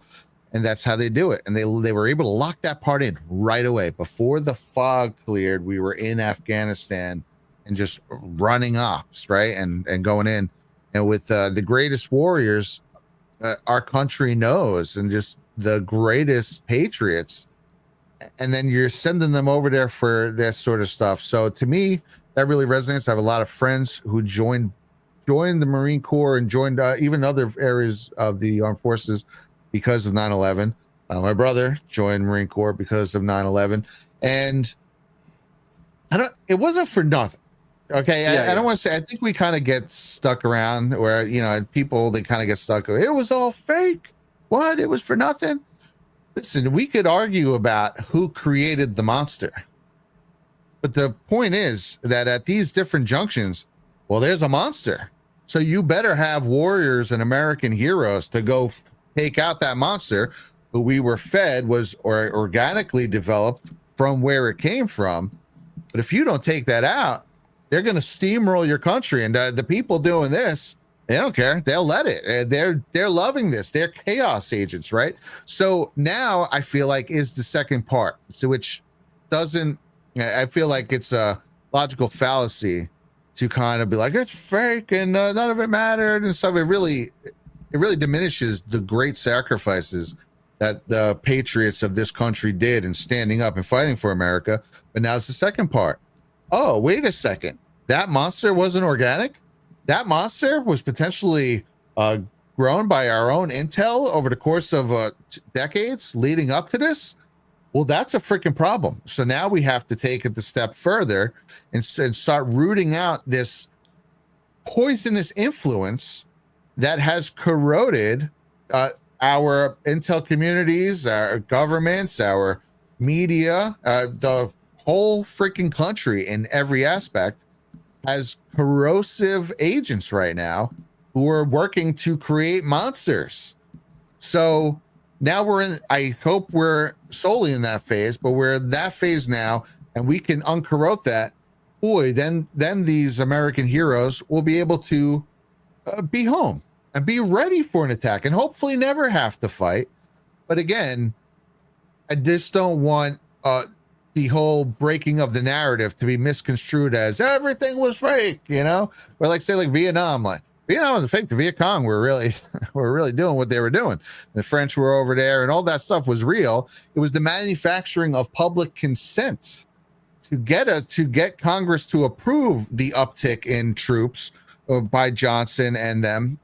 That was fake. The Saddam Hussein in Desert Storm, he really was going into Kuwait, and Saddam Hussein's no Boy Scout either, right? None of this is necessarily a defense of Saddam Hussein, but it was, so that part wasn't fake, and the people who went and fought, that was very not fake, but it was the manufacturing of public consent throughout the international and the coaching by Hill and Knowlton and Naira and all of that, that was fake. And if your public doesn't want to get involved, because this is a country of the people, by the people, to the point where you have to fake narratives to get them to want to be involved, well, then that's not real and it shouldn't happen. So that's what's fake. And I have the utmost respect for our armed forces out there. And you guys, what you did in the wake of this to protect America is the greatest sacrifice. So it's very well said, and I actually wanted to talk about that, so I'm glad you brought it up on a couple levels. Number one, I saw a couple of people in the chat talking about the episode from Thursday night of SitRep. That was with General Steve Quast, CanCon, and Alpha. All three served. Obviously, Quast was in the military before 9/11, but served during that time quite emphatically. And CanCon and Alpha, I believe, signed up because of 9/11, as you said. We had a great discussion. It might have been during Saturday's DPH in Deadwood, where all three of those guys talked, and in your Q&A they talked about that feeling. You know, we had a great member of the Badlands community who mentioned his son's friends dying over there, and how do you thread that needle, right, between disentangling these narratives. And I think you just did a great job there talking about it. I would also say one of the notes I had down for tonight was Mrs. Bright was in a conversation, I don't know when this was, today or yesterday or something like that, and somebody had sort of hit us, hit you, hit whoever, and said, it's disrespectful to the victims of 9/11 and to the wars, etc., to talk about things this way.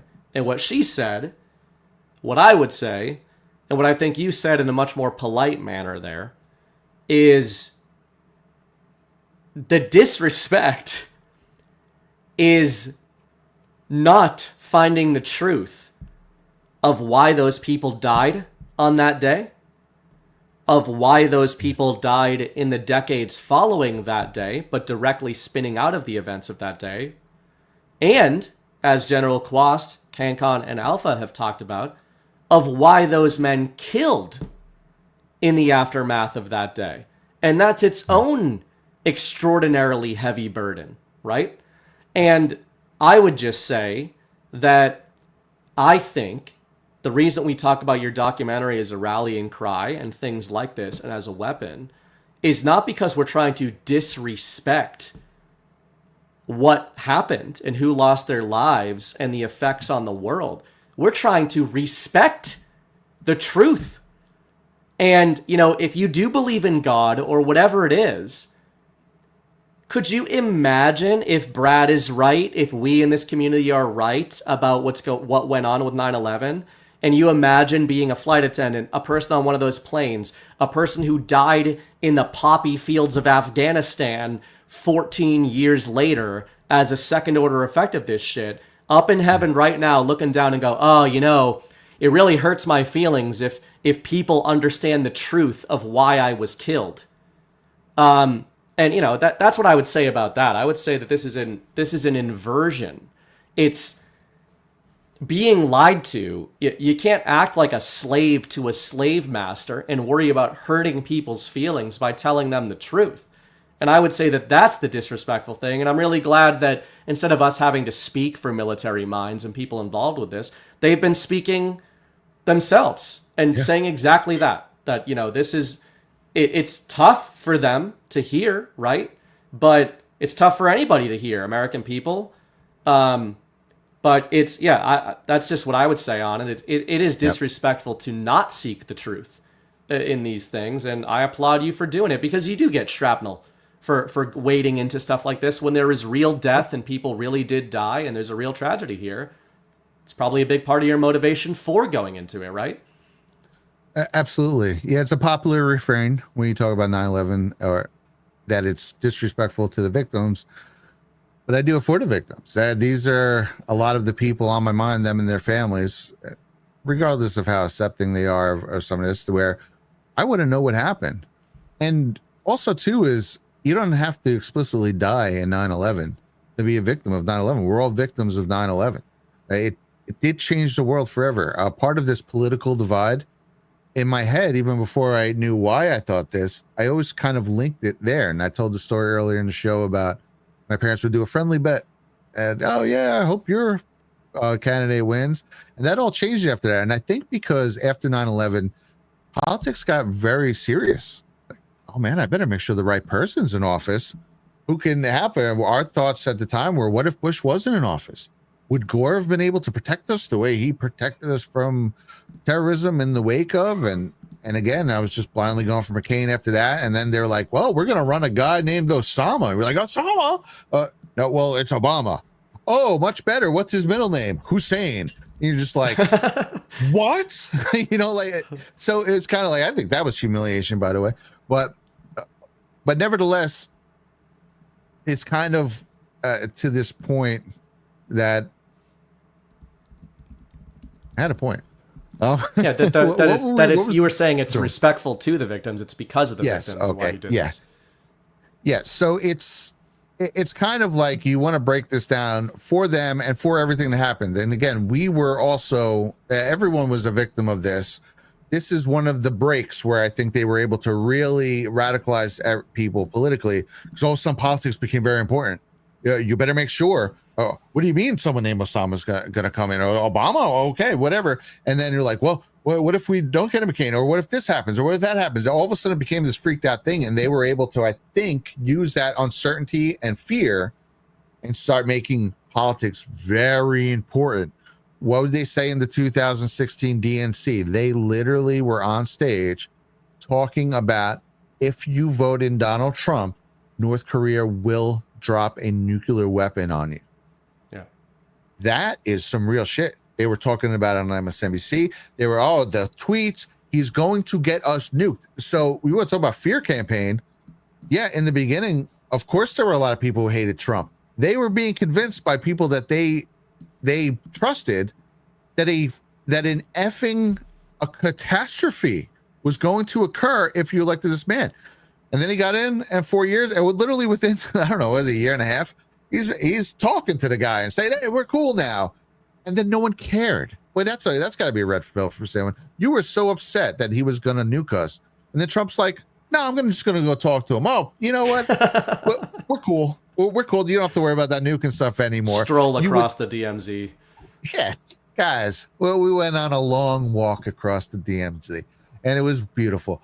And so you would think if you're talking about a real situation right now, if it was real, people would say, oh, thank God, that's awesome.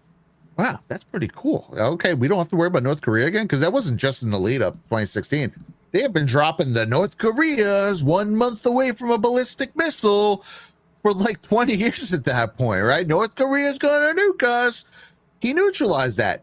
If there wasn't a poisonous media, regular people in the media would have went, whoa, right on, dude. But they didn't.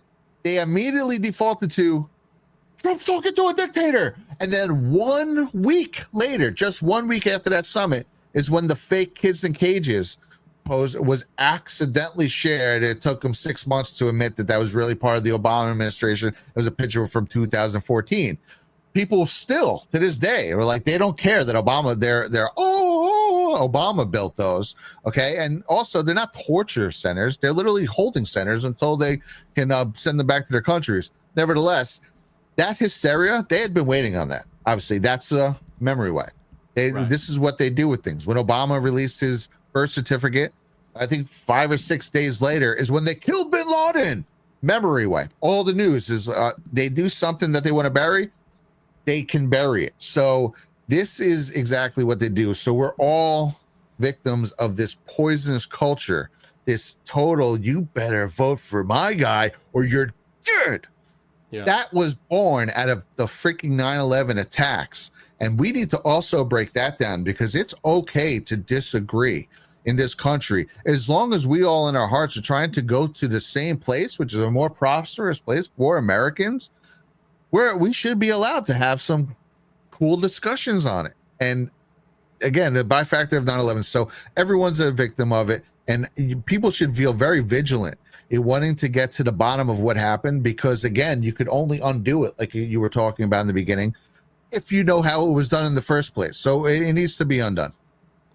Yeah, well said. And Trumpet in the chat said the disrespectful take is meant to shut people up, to shut conversation up. I would totally agree with that.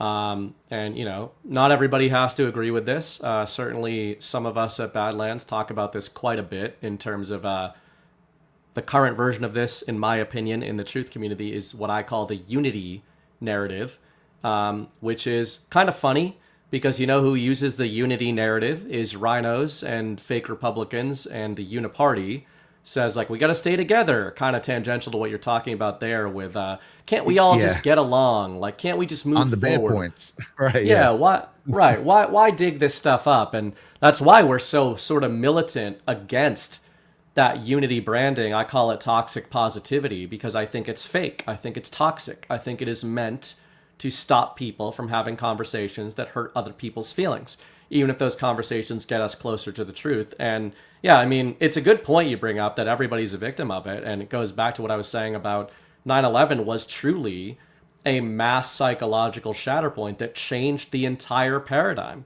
I mean, the way you travel through airports, doesn't it feel like you've got to, I mean, that's a lesser thing, but doesn't it feel like you're kind of being humiliated anytime you want to go fly commercial these days?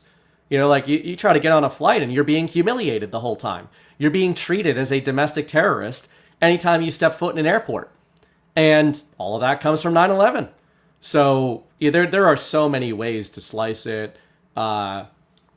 It's important to talk about. But that brings up another point I wanted to talk about, that you mentioned sort of the political angle there, where like your parents used to be able to talk about politics, etc.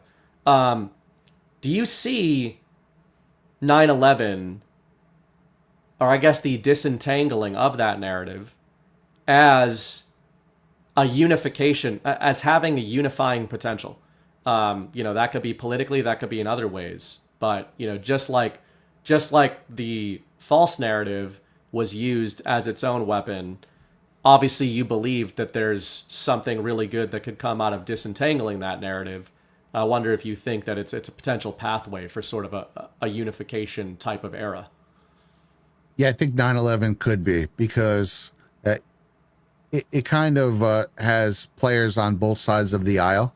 So it's very much hammers home when you really look into it that they have assets on all sides. And these people are trying to pull us in many different directions and get us to fight. But behind the scenes, they do work together. One thing I don't mention in this is that one of the biggest pushes for the Iraq war was Joe Biden. And you had to have two. You had to have the head of one of the big members of the Senate. He might even have been one, you know, the top of the Senate at the time, I forget, but he was the big voice on the left saying we got to do this, along with Bush then on the right. Yeah, these guys, they work hand in glove together. So I think that could be a grand unifier. We've seen a lot in our community, especially earlier on. I think a lot of the ones who have defected are already defected, but a lot of Bernie bros would come over to the Q community and MAGA because they were all talking about a lot of the same things, right? They're going to take down the oligarch and, you know, the controllers at top. And then a lot of us Q people were like, yeah, let's do it. And they're like, well, why do you like Trump? I'm like, because I learned this from Trump. Hey guys, Donald Trump's the guy who told me about this. And instead, he's actually going in, and he went into office and he did all these things that if you're a deep state agent, you are not happy about it. He pulled one of the first things he did in 2017 when he got in was pull us out of the Trans-Pacific Partnership. No deep state agent on planet Earth would actually do that. Okay. What did Bernie do? He handed his voter base over to Hillary Clinton. You can't sit there and be like, I'm against the establishment, and then hand your voters over to Hillary Clinton 1 and then Joe Biden 2, the two of the biggest establishment psychos in human history. That is just like, that was to me a political sheepdog. He went out to get the fringe leftists who were conspiracy theorists and starting to see through the curtain, and he rounded them up and he said, oh, no, you're right here, Hillary Clinton. You're right here, Joe Biden. So that's my take on that. And then a lot of those people started hearing us instead of just being like this surface level, it's the oligarch and capitalism who are doing, all of a sudden we're doing explicit deep dives because there was no surface level to the Q drops. They were like, whoa, check this out. And then you go look into something and then a treasure trove of information. They were very pointed questions in the beginning, and especially for some of us who were lucky enough to get them before they started locking down Google in the summer of 2018. Those first, I don't know, 6 to 10 months with the internet was wide open and the Q drops are giving us massive question form pings to just drop in the things and start going down out of control rabbit holes. Boy, that changed the effing world. And I think that excited a lot of the let's get the oligarch people because that's the goal. Who are the people doing this? They're just making us fight with each other and causing chaos and causing world-changing events and keeping us poor and all these awful things. Yeah, we should try and get them out of our country and just make it for America again. So who wouldn't be excited about that? So yeah, I think it is unifying. I think all of this is unifying. Well, speaking of that too, and you mentioned Trump a couple times there, you'd mentioned this in Deadwood, but maybe for the audience here, you didn't put in some infamous clips of Donald Trump himself talking about 9/11, talking about Ground Zero, talking about the buildings. And I was kind of waiting for it during the documentary. And then by the end of it, I was like, okay, this makes sense. And then as you explained your thought process behind that, I think it dovetails into what you're talking about here in terms of unification. But you want to kind of let people know, first of all, what did you find about Donald Trump and 9/11? Things he said that I don't know, did anything surprise you? Stuff that we hadn't seen before, etc. And then why did you make the choice to not focus on that in your documentary? Well, yeah, I mean, some people just have eternal TDS. And also, you don't have to be a Trump supporter to appreciate what happened on September 11th. So I felt like it was an unnecessary trigger to put in there. And also, too, is he talking right on 9/11. He's like, but what the frig? What happened to these buildings? These buildings are so two of the strongest buildings in New York. They're almost, he says there almost had to be explosives on the planes or pre-planted. Funny, in my breakdown, I kind of unintentionally ape a lot of what Donald Trump was saying in his initial call. So I implore you guys to go look it up. And it's something that I will enjoy playing in the future. I don't have it handy at the moment, but he's talking about the same kind of thing. Like, dude, there's no way these freaking buildings came down like that. Like, are you crazy? And this is like a master builder of buildings. So he knew what he was looking at. And I understand Trump had friends down there. I don't know how many people he knew that explicitly died, but he very much had friends down there. And in the aftermath, he sent people down to the site. He went down to the site, and there were a lot of people helping with the cleanup. I know when I started construction in February of 2002, a lot of people on the crew I was on, they had just got done working on Trump World Tower, which was I think to this day one of the tallest apartment buildings ever built. And that crew, and then we were on Trump Building F. I think a lot of them were down, from what I understand, working at Ground Zero and the cleanup. So Donald Trump was very much affected by all this, and he had very insightful things to say at the time. I have to believe this is a topic that makes Donald Trump want to get these people for. I think this is one of the things that motivates him. I think on that note, one of my favorite things that question you answered at GART is one that I've answered a few times, because in October 2024, I went deep down a Howard Lutnick rabbit hole, and I liked what I saw. I wasn't sure I was going to like what I saw, but for anybody who doesn't, story of a possible bad move. Yep. Yeah, so for anybody who's not aware, Howard Lutnick, Donald Trump's current Commerce Secretary, he also was on the transition team during Trump 1.0. So he's been kind of in the shadows with Trump for a long time.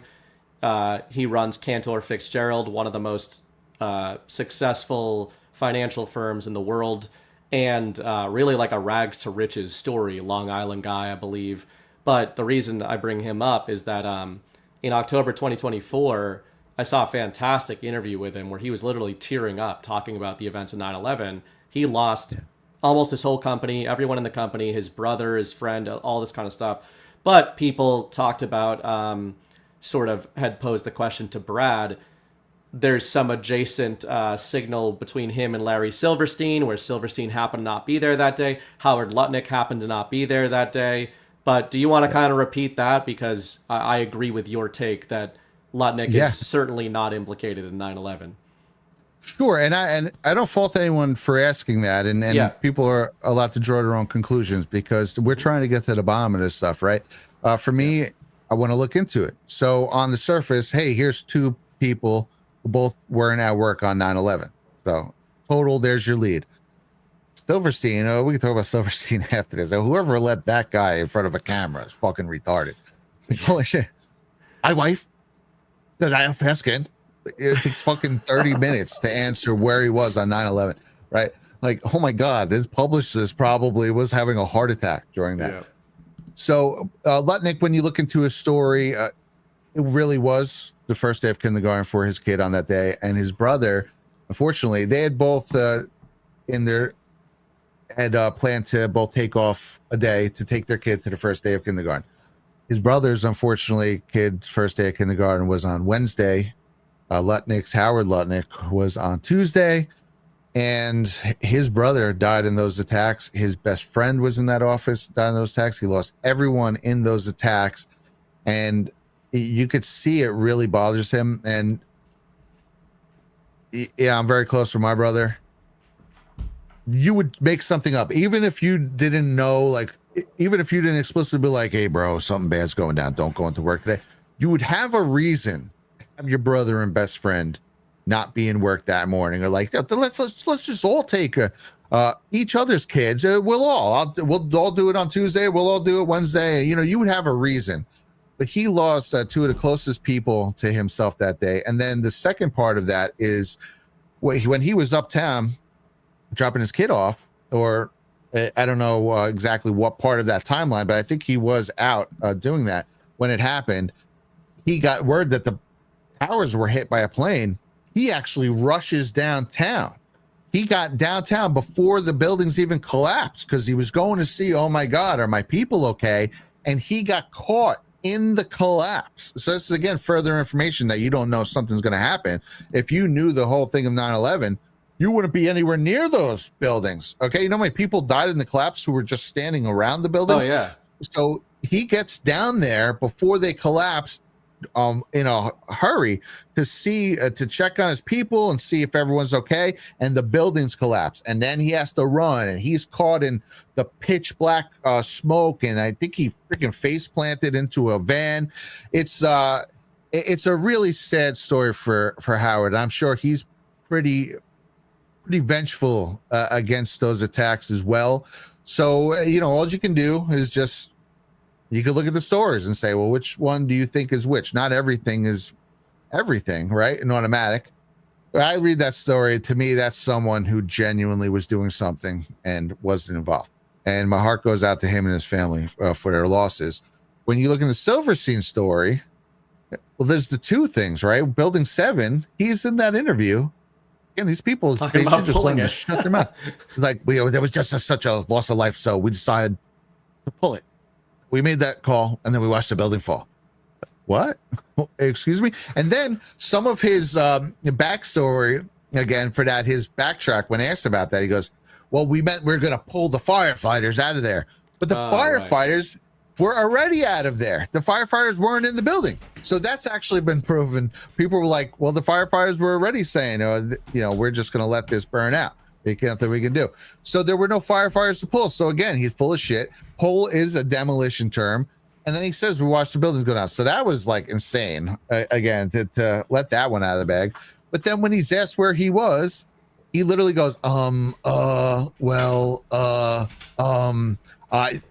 wife, because I have fast skin, I was at home, and she maybe a doctor's appointment, and you're just like, oh, what? He's like, I'm not going to argue with my wife. Like every single person he knew in that studio was like, gun it down, bro. Like, what are you doing? We like want him to go down for it, but we're like, bro, It's like hard to you watch got to some of these stop things. talking. Right? Like you get the impression a prosecutor would be like, buddy, like at least make this a little bit more of a challenge. Right, dude. Yeah.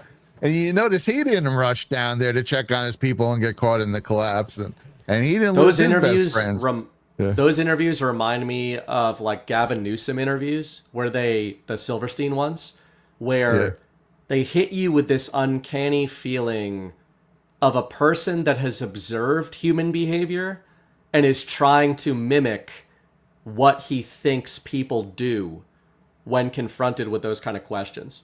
Like, oh, this is the part where I'm going to bring up a personal and disarming anecdote about my wife, because this is what human beings do in these situations. It's like, you know, where I totally agree with you how you laid that out. And I would say, I also agree, I don't fault people for like going down the Lutnick rabbit hole and being like, you should go down these things. You don't have to come to the same conclusion Brad and I did there.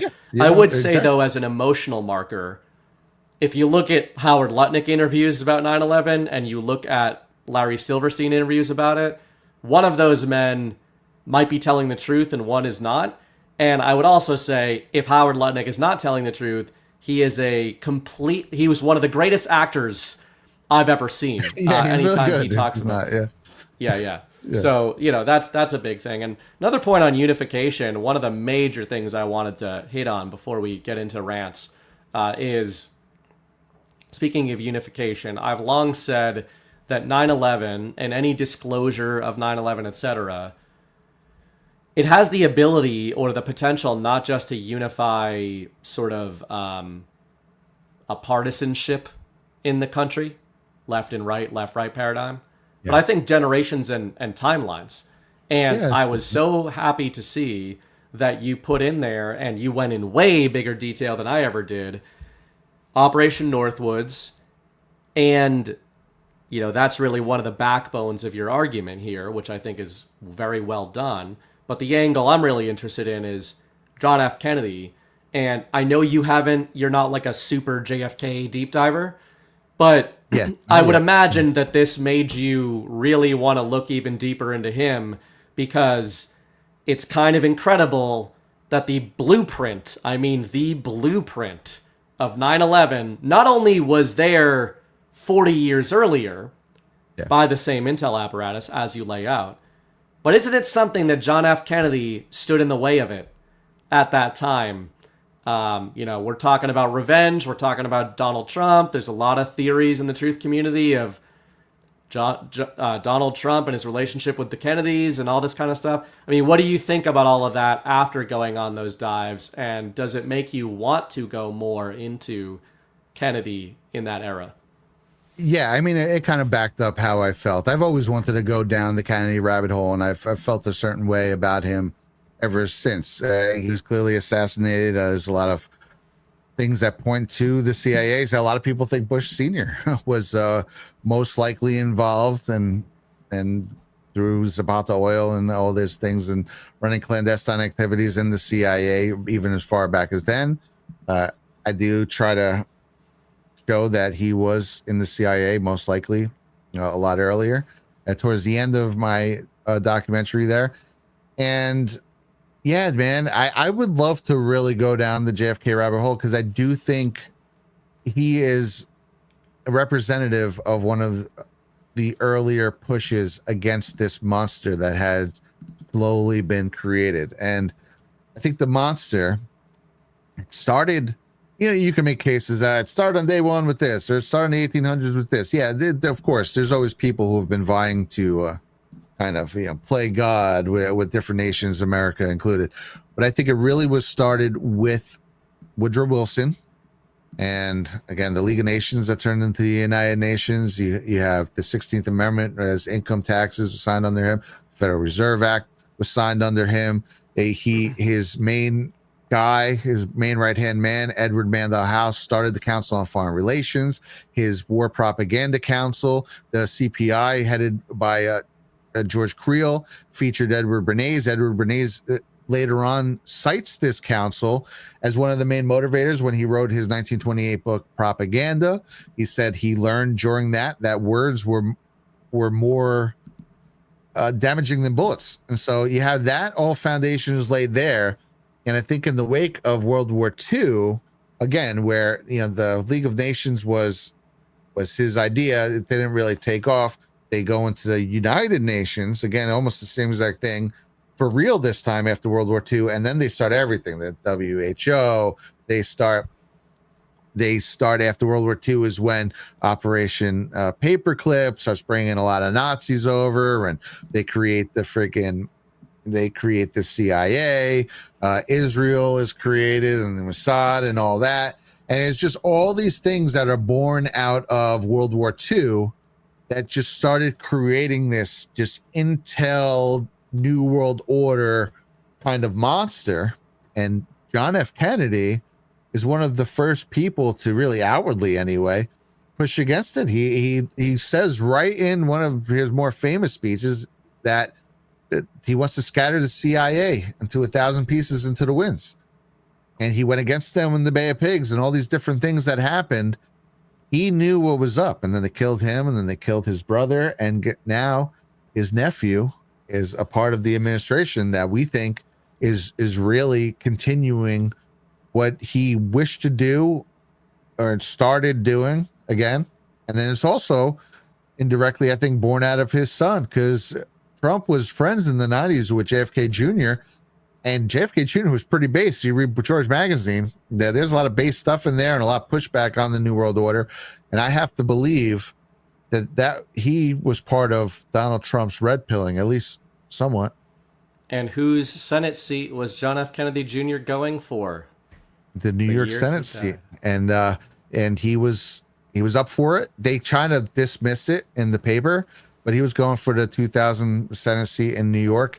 Hillary Clinton also wanted that seat. And they try to say, oh, John was never really serious. That's just a myth. But I've dug into this. Hi, Digger here. And he actually was canvassing. There is proof that he was canvassing, and that's what they do to get the public feel for how you would do in an election for the Senate run or the Senate seat. And you only do that if you're serious about running. And there's also further proof that he was telling people that he really was going for that seat. And then he dies in a suspicious plane crash where the effort to find his body is headed by John Podesta. It isn't so crazy when you think about it, because you can't make it up. But he was Bill Clinton's chief of staff at the time. But nevertheless, the Clintons took over and put their own ghoul on that right off the bat. So I'm very suspicious of that plane crash. And I mean, I like how you laid that out too with the Kennedy timeline. I mean, we could do whole shows on it, but one of the things I've said for a long time is, like, I've been writing about what I call the Eisenhower Kennedy timeline. So I agree with you that JFK was the first sort of major public American figure to push back in a significant way against this monster, as you called it. I would say, though, that Dwight Eisenhower identified the monster. Yes, sir. And yep. I had dug up a speech, or a letter rather, that he officially put into the presidential record to Congress in 1948, when he talks about the compartmentalization effort currently underway in the U.S. administrative state, specifically with intel agencies. And he outlines, it's like a 2,000-word essay where Eisenhower outlines all of the dangers of compartmentalization and says that he fears there's an effort to separate the powers of the American people from the intel agencies by removing the president from direct oversight to the intel agencies. And he wanted to, let Congress know that he was very concerned about that, Brad, because of course Congress would have been really concerned about it. Yeah. And, like the reason I call it the Eisenhower-Kennedy timeline is because I think that Dwight Eisenhower identified the enemy and saw it being formed. And I think Kennedy came in to try to stop it. And I think that when Kennedy came in, the enemy was so much further entrenched than they knew. And more brazen. But, that timeline is something where you cannot extricate it from the Trump timeline. And to your point, too, I mean, we're talking about JFK Jr., et cetera. Hillary Clinton, another rabbit hole I haven't even gone into, but it's on my like docket, is Nixon. As a former liberal, I'm not saying Nixon's a good guy all of a sudden, but like, man, do I want to really look into him, because you know who was on the commission? Oh, Hillary Clinton, she got kicked off. She got kicked off of the commission. Such a hard witch. Yeah. Yep. And and you know, hey, Donald Trump has had a lot of great things to say about Nixon over the years. Early on in my red pilling, I ran into something, and I didn't exactly super hard tries, and I didn't 100% was able to find documentation. There, I found people suggesting that he was trying to overhaul the Federal Reserve and go back to the silver or gold standard, and that he had people working behind the scenes to try and put that together when all of a sudden he got impeached and everything happened. Yeah, because infamously he took us off the gold standard in 1971, but it looks like he did. Yeah, well, they said he was trying to do something against the Federal Reserve. Maybe it wasn't the gold standard then, but he was trying to commandeer the Federal Reserve. This is, again, a theory that if people should have fun. I would like to really go down that too. But to your point, though, I think you call it the monster, and I guess, before we get to the rants, this will be the thing I'll say all night. Before we get to the rants, one last thing. But you mentioned the monster there, and I think what the 9/11 unraveling starts to demonstrate is that it's the same enemy. I guess the white pill way of looking at that is that if we take out this enemy and expose this enemy and this cabal, it really is the same people, the same threads that go all the way back through a century. You mentioned Woodrow Wilson. It's a great section of the documentary talking about how far back the narrative engineering goes.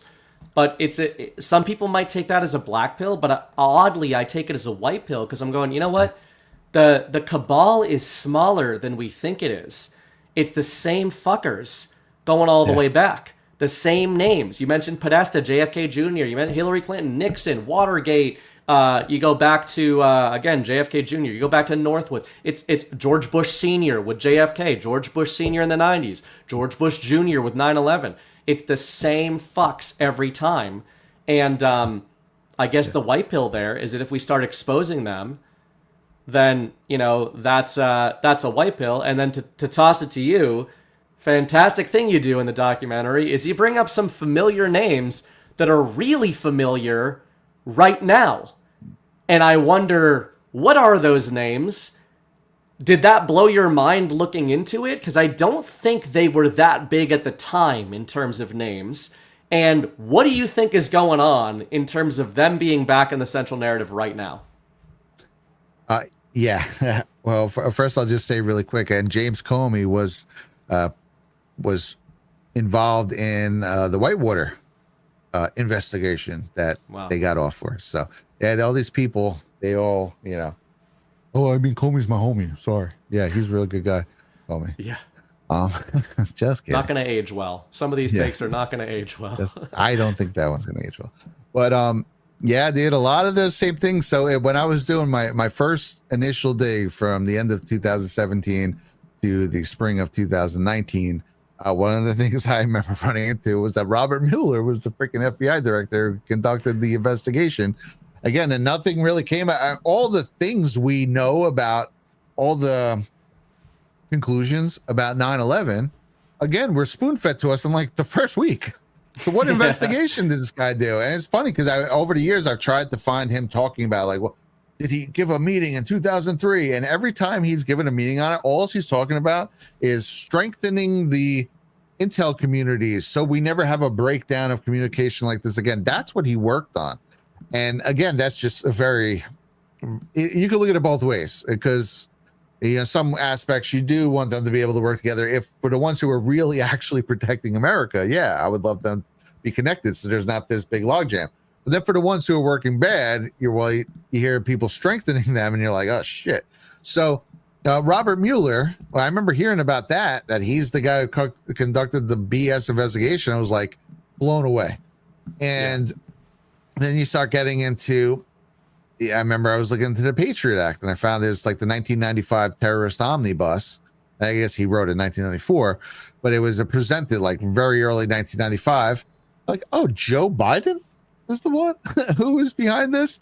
And then I would just talk about that as just in writing. But then I was able, before this one, I found the clip of him literally bragging about it. So I'm like, oh, this is even better. I read from his own words. So that was pretty incredible. Those I knew early on. The James Clapper, I was just, that was one of the later things. And that is to show how arrogant these people are. That's right from his book, okay? And I didn't have an easy time not vetting it, but I guess corroborating it. Yeah. But it's like he's the one running the thing, and he's the one saying, oh, they turned out to be milk trucks, those darn mobile what is it, weapons of mass destruction trucks that they saw. Yeah, they heard about them. There was a rumor about them, and they identified them. Him at NIMA, he was the head of NIMA, and this is the one, the mapping agency that it was tasked with looking over satellite imagery to say whether or not there were WMDs in Iraq, and then everything south of that. And so he's talking about in his own book about, sometimes you get some things wrong, and we identified 950 different sites, and the trucks that we identified, boy, they turned out to be milk pasteurization trucks. And then it turned out there were no WMDs. Oops. And so it's funny. So there's something I've never heard before. There's not a lot of writing on it. So I don't know why, again, it's a Larry Silverstein moment. Like, why the fuck would you put that in your book? Like, thank you. Okay. Guess what, everybody? Hey, James Clapper, that's how arrogant they were. This came out in 2018. So they probably wrote it in 2017 on the heels of 8 years of Obama, and thinking that this country was knocked down into the ground to never come up, right? Yeah, absolutely. And I think one of the another thing I would posit to you, or that I'm interested in what you think, is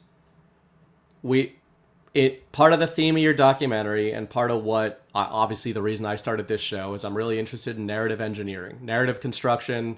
I believe that narrative construction is reality construction. I think a lot more people are getting on board with that. You mentioned a quote a few minutes ago about that. You go into the whole Woodrow Wilson thing. Guess what? If the narrative wasn't important, the enemy wouldn't start all of their deployments with narrative, right? They don't weave narrative into their deployments. They start their deployments with narratives, right? They start them and they end them with narratives. And I think that obviously it appeals to me in the way you constructed the documentary, but I really feel like, 9/11 is it's a huge actual that kicked off other actuals. But what kicked off the forever war for the next 20 years? It wasn't the actual of 9/11. It was the story of 9/11 that if you understood the truth, if you understood the actual, none of the forever war would have followed afterwards. But speaking of those characters that come back in, man, we've all thought this in various ways, like tiptoed into this rabbit hole, I think, over the last few years, in terms of the plan, the Q drops, 5D chess, 5th generation warfare. But watching your documentary and seeing those names, Clapper, Brennan, Mueller, come back up, I was hit with the overwhelming feeling. Was the Russiagate op and was the Trump op from the beginning a trap for them, for these guys? You mentioned a few minutes ago Donald Trump, Howard Lutnick, I would add in maybe Rudy Giuliani, others that are still in this orbit today. Are we looking at not only a 9/11 revenge tour, but certainly partly a 9/11 revenge tour? And do you think it's more than just the fact that these guys are still in these positions that brought them back into the Trump orbit, the Brennans and Clappers and Muellers of the world? Or do you think Trump has been forcing these guys into the public spotlight, not just because of Russiagate, but using Russiagate to force them into the spotlight because of 9/11 and before? I mean, sure, I think that's possible. If you were asking me, like, if I was like talking to St. Peter for all the marbles, either get into heaven or don't get into heaven, what do you think? I do think it's that particular thing's a little bit more of an Occam's razor. Hillary is a nasty bitch, and she was very upset, right? This kind of starts from her and Obama, piece of shit. He definitely jumped right on board, and these are their cronies. These are long stay, deep stay cronies who I think jumped on board. Now, the only one I'm not 100% sure about is Mueller, because the Q drops, they kind of make you wonder, was he blackmailed into maybe somehow trying to help with this BS? Because it was certainly a help when he came out and said, we don't got nothing. We got a couple of internet trolls, although they just swept it under the radar. So that one I don't know, but I don't even trust Mueller. I think these are the guys. There's a lot of big name players, and you're probably going to see them being utilized in one aspect or another in most of the big events of our lifetimes. Yeah, it makes sense, and I think both can be true. I think it can be true that these guys are the ones who would be involved in this stuff, but I guess maybe I would just suggest Trump knows all this, right? These guys being involved in 9/11 and the cover-up of 9/11 for sure. He knows this. He's known this since before 2016. So I guess maybe a different way to put it is not to suggest the whole Russiagate op was about exposing these people, but more so Trump likes them being in the central narrative and has liked them being in the central narrative for the last decade because, let's transition this toward the last thing I'll hit you with is, does your research and the way you've kind of put together the narrative of 9/11 and what you're seeing in the Trump era, especially 2025 with disclosure and acceleration and all that, do you think that we are, as a public, in a different place mentally in terms of getting that disclosure? How do you feel about where people are at, or maybe even not getting the disclosure, but accepting it? Looking at these things with different eyes than maybe the American people could have 10 years ago. And do you think that the Trump era has played a role in that? Yeah, I would tell people, if you want to do a fun little exercise, I'm not sure how well it would work, but to type in your name as exactly as it is on Facebook into Google and Facebook, search it, and then go to the tools section, go to custom search and put 2013 to 2015. Just somehow, whatever you got to do it, find posts on your Facebook from 2015, and then let them bring you back to that time in history and how it felt like to be a conservative online in year 7 of freaking Barack Obama, with all this madness going on in year 8 in 2016. And tell me how you remember that feeling, and then juxtapose that with how you feel now about being conservative, or how much you know now about the world versus how much you know back then about the world. Okay, now I come from the New York area. I never heard Chuck Schumer's name until Donald Trump ran for president. I couldn't tell you 3 people in Congress. There was probably a couple, right? I probably could have told you maybe 5 people in Congress. I really liked Colonel Allen West is someone who I really liked in Congress. There's a couple people who may have stood out. But man, I probably could have named 3 people back then. Now, if you just put me in front of a thing, I could probably just start typing and give you 50 to 100 names between representatives and senators. Players, I could give you a ton of names. We could all name people. We all know our representatives. We all know how the system works. We know how the government is structured now. We know the different avenues. We can name you things like USAID and all these different offshoots programs. We can name all of them. We can name things and talk about structure and how the world works for days and days and days and days. And I think people are so lulled into that being normal now, they forget that was the furthest thing from reality just 10 years ago. And that was Donald Trump and the Q post that did that. They changed the entire lexicon of the world. And as we get further away from that initial push and those initial drops and Trump's first term, People are starting to have a lot of amnesia about that, and like, oh, I don't know, I don't trust this Trump. Oh, you mean the guy who red-pilled the whole fucking world and blew up every other spot these people have? That, yes, the whole world is absolutely changed. The whole mindset of the world has changed, and we are in a position now where a good swath of the public would absolutely accept these people being put up for their crimes when that could have never happened. You could have proved it 70 ways to Sunday against all these people. No one ever heard the name Clapper or Mueller, or even if Joe Biden, barely, even though he was the vice president. No one knew any of these names. If you had tried to do this in even 2018, half of MAGA would have been like, whoa, dude, that's a bridge too far. What are you doing, guy? So yeah, the whole world's changed. Where the headspace of the world is completely changed thanks to Donald J. Trump, whether you like everything he's doing or not, regardless of if you think he's making every single right move.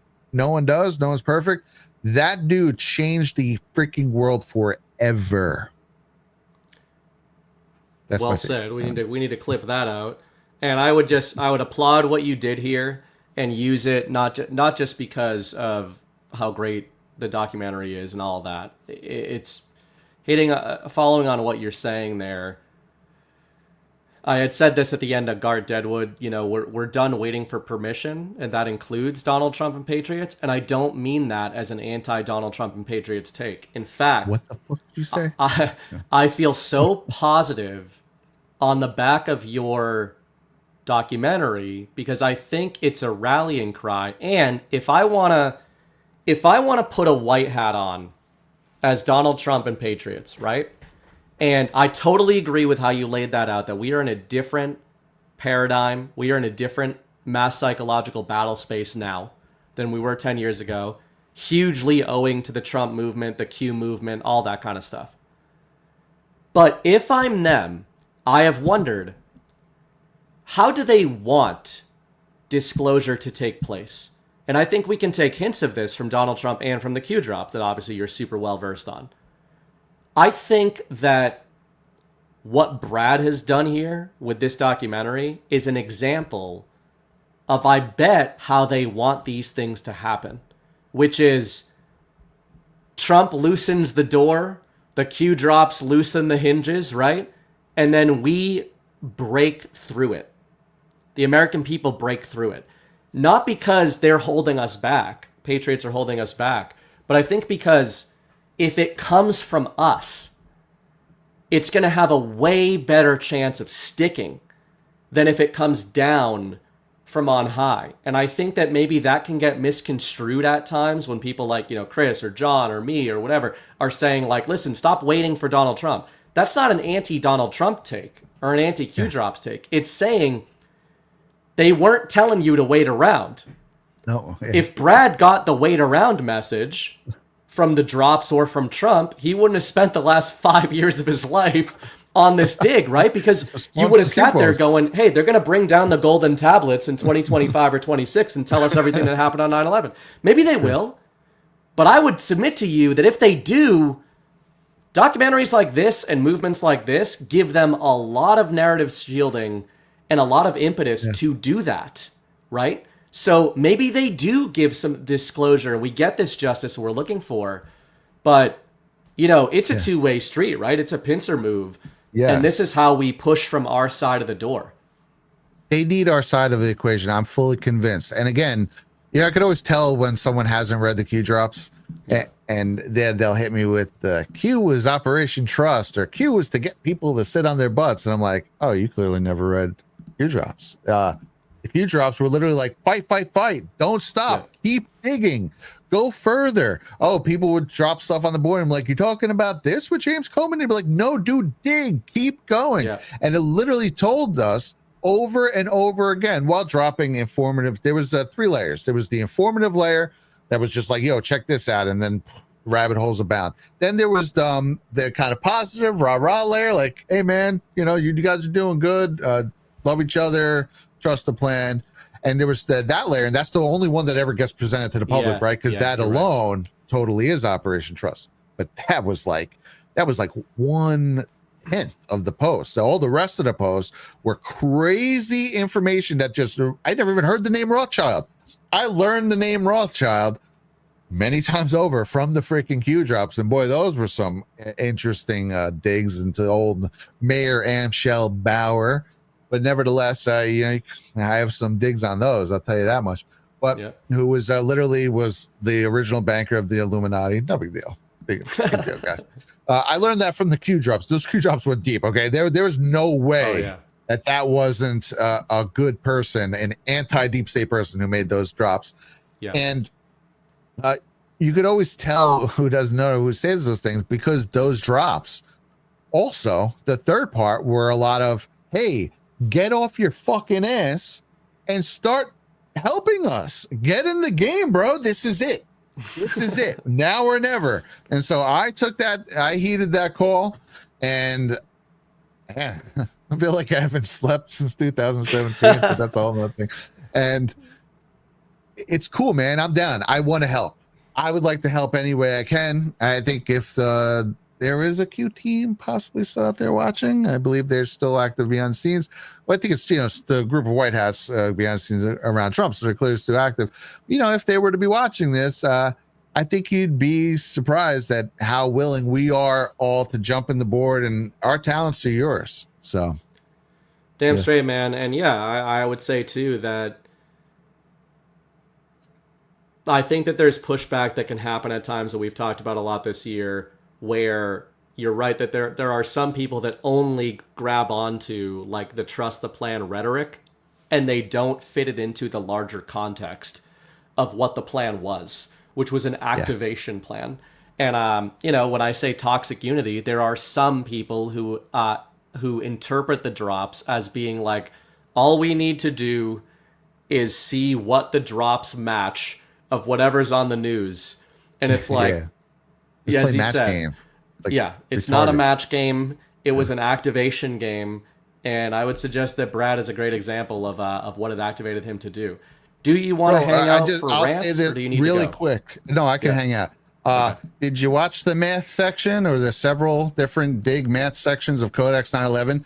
Because I could take every single fucking thing anyone ever says every day in the news and tie it to a Q drop if I want. I can manipulate numbers if I wanted to make every single thing some freaking red board, whatever. And out of 1 million followers on Twitter or X right now, if I wanted to, I just, that's like not the message I got from the Q drops. That is like, there every now and then something totally hits dead on, and we're like, okay, they were probably aiming for that delta. That's cool, and I have no problem sharing those.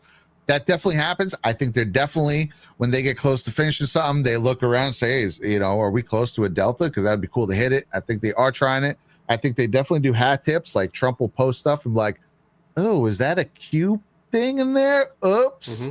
Man, I think he definitely does stuff like that. I like showing those. But then you get these cockamamie things from like April of 2015 to 2025.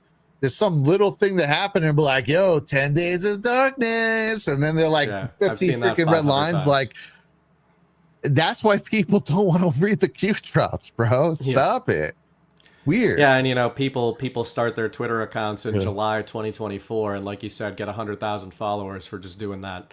But hey, Brad's an OG. He was doing it early on. Jordan Sather was in there doing it early on, and we got a few of those. I wanted to play. I forgot to do this earlier, but just as we transition into the rants, I haven't watched these, so let's just take a quick little gander. 2 moments ago, Donald Trump passed through here, so we had a minute to talk with him. Let's roll that tape. You can see what he had to say. Well, I've never seen anything like it. I've seen 2 huge 110-story buildings that are reduced to rubble, thousands and thousands of lives. I just got to see something that I've never seen before. I have hundreds of men inside working right now, and we're bringing down another 125 in a little while, and they've never done work like this before. And they're hardworking people, but they've never seen anything like it, and they've never done work like this before. It's terrible. Tell me what it's like at Ground Zero. Tell me about the workers that you saw and what they're doing there. Well, not only is it devastation, but it's very dangerous, because every few minutes a whistle would go off and everybody would just run, because you have all the buildings around it, which are in such a weakened state that people just don't know. And so they just have to take off. And then they come back and they're working under 50-story buildings that you don't know if they're going to fall down. So it's a terrible thing for the workers, and it's a terrible thing for the world, really. How have you spoken to any of your men? Do you know how they're reacting to this? Because emotionally, this must be so incredibly difficult. Well, there are a lot of them, but they've never seen bodies like this. I mean, the bodies all over. The great thing is when they find somebody that's alive, like the 5 firemen that they just found a little while ago. So that's the great thing, and that's what they're all striving for. But generally speaking, that's not the case. So they are working very, very hard, but it's a very depressing situation for these folks. As you walked around and as you saw the piles of rubble, there are thousands of families out there who are hoping that someone might be in a pocket somewhere, still alive, still breathing, waiting to be dug up. As you assessed that damage from your perspective, do you believe that's possible? Well, I would certainly not want to be the one to say it's not possible. Certainly it's a tough situation, but you can't give up hope, because there's always hope. I mean, the 5 men, I'm sure their families thought that they probably were gone, and now they walk in the door. A couple of them walked away after they were dug out. So there probably are some more people in there, and therefore you can't give up hope. You've had an impact on the skyline of New York. What is it like as you see it now? It's like a whole different skyline. It's like a whole different city and world. I cannot believe the sight of Lower Manhattan without the World Trade Center, and therefore we have to rebuild, not necessarily in that form, but we have to rebuild at least as good and maybe better. Just finally, can you tell me emotionally, as you walked around, we've heard some of the stories from the firemen. They're so exhausted and mentally and physically. What was it like for you personally to go in and see all of what you saw? Well, it was amazing to see it. It was a very depressing scene, but I'll tell you what, you really can take heart. These firemen and policemen and the construction workers equally, the courage they have is unbelievable. I mean, they're working, digging out and lifting up steel, and above them you have 55-story buildings that are very possibly going to be pouring down on them any minute, and they're working like nothing's wrong. I mean, they're amazing. Yep. First of all, before another quick one, there's always hope. And isn't it kind of interesting that back then, Brad, the media was like, let's ask this paragon of the American story and of New York City what he thinks about this seismic event rather than this Hitler knockoff, right? Oh yeah, he was beloved. They went too hard. It's one of the things that totally threw me off track in the end of 2020, 15 and 16, where I was just like, Donald Trump, you don't like? Wait, what? You know, like, yesterday, you guys loved this guy. It was the weirdest thing. So for my area, I'm sure there were a lot of people like me who probably got mini red pilled on that alone. And then across the country, people aren't necessarily paying attention. I think it was a lot easier for them to get their heads twisted on Donald Trump. But yeah, he was the guy. This was, the number one builder. People forget Trump and Rudy Giuliani saved New York in the 80s and 90s. Donald Trump, he was the builder who started saying, no, let's go back to Manhattan. I know it's dilapidated ghetto, no one wants it, and people were telling him you should just stay in Queens. He said, no man, Manhattan is Manhattan. And he started building there, and that started bringing a whole culture of, yeah, let's go build there. And he started that off, and then Rudy Giuliani came in the early 90s, and he turned the whole city around. Now, at the time, in the 80s, you had Chicago and Detroit and all these other cities that were just like New York at the time, were just beaten into the ground, right? They were just destroyed. I think they want these cities like that. They quite clearly, the powers that be, seem to keep these cities in this area. The only one that was saved was, by the grace of God, Giuliani was coming, and he turned New York completely around. When I grew up in the late 90s, when I got my license in 97 and just hanging out in the city, it was like going to a vacation spot in Times Square. And meanwhile, my cousins, I have a lot of older cousins who, when I got my license, they were like, you got to watch out for New York. Because when they were going to Times Square in the 80s, it was peep shows, hookers, and people being stabbed, like literally. That's actually an understatement. So part of me wonders if, there's always many birds with one stone.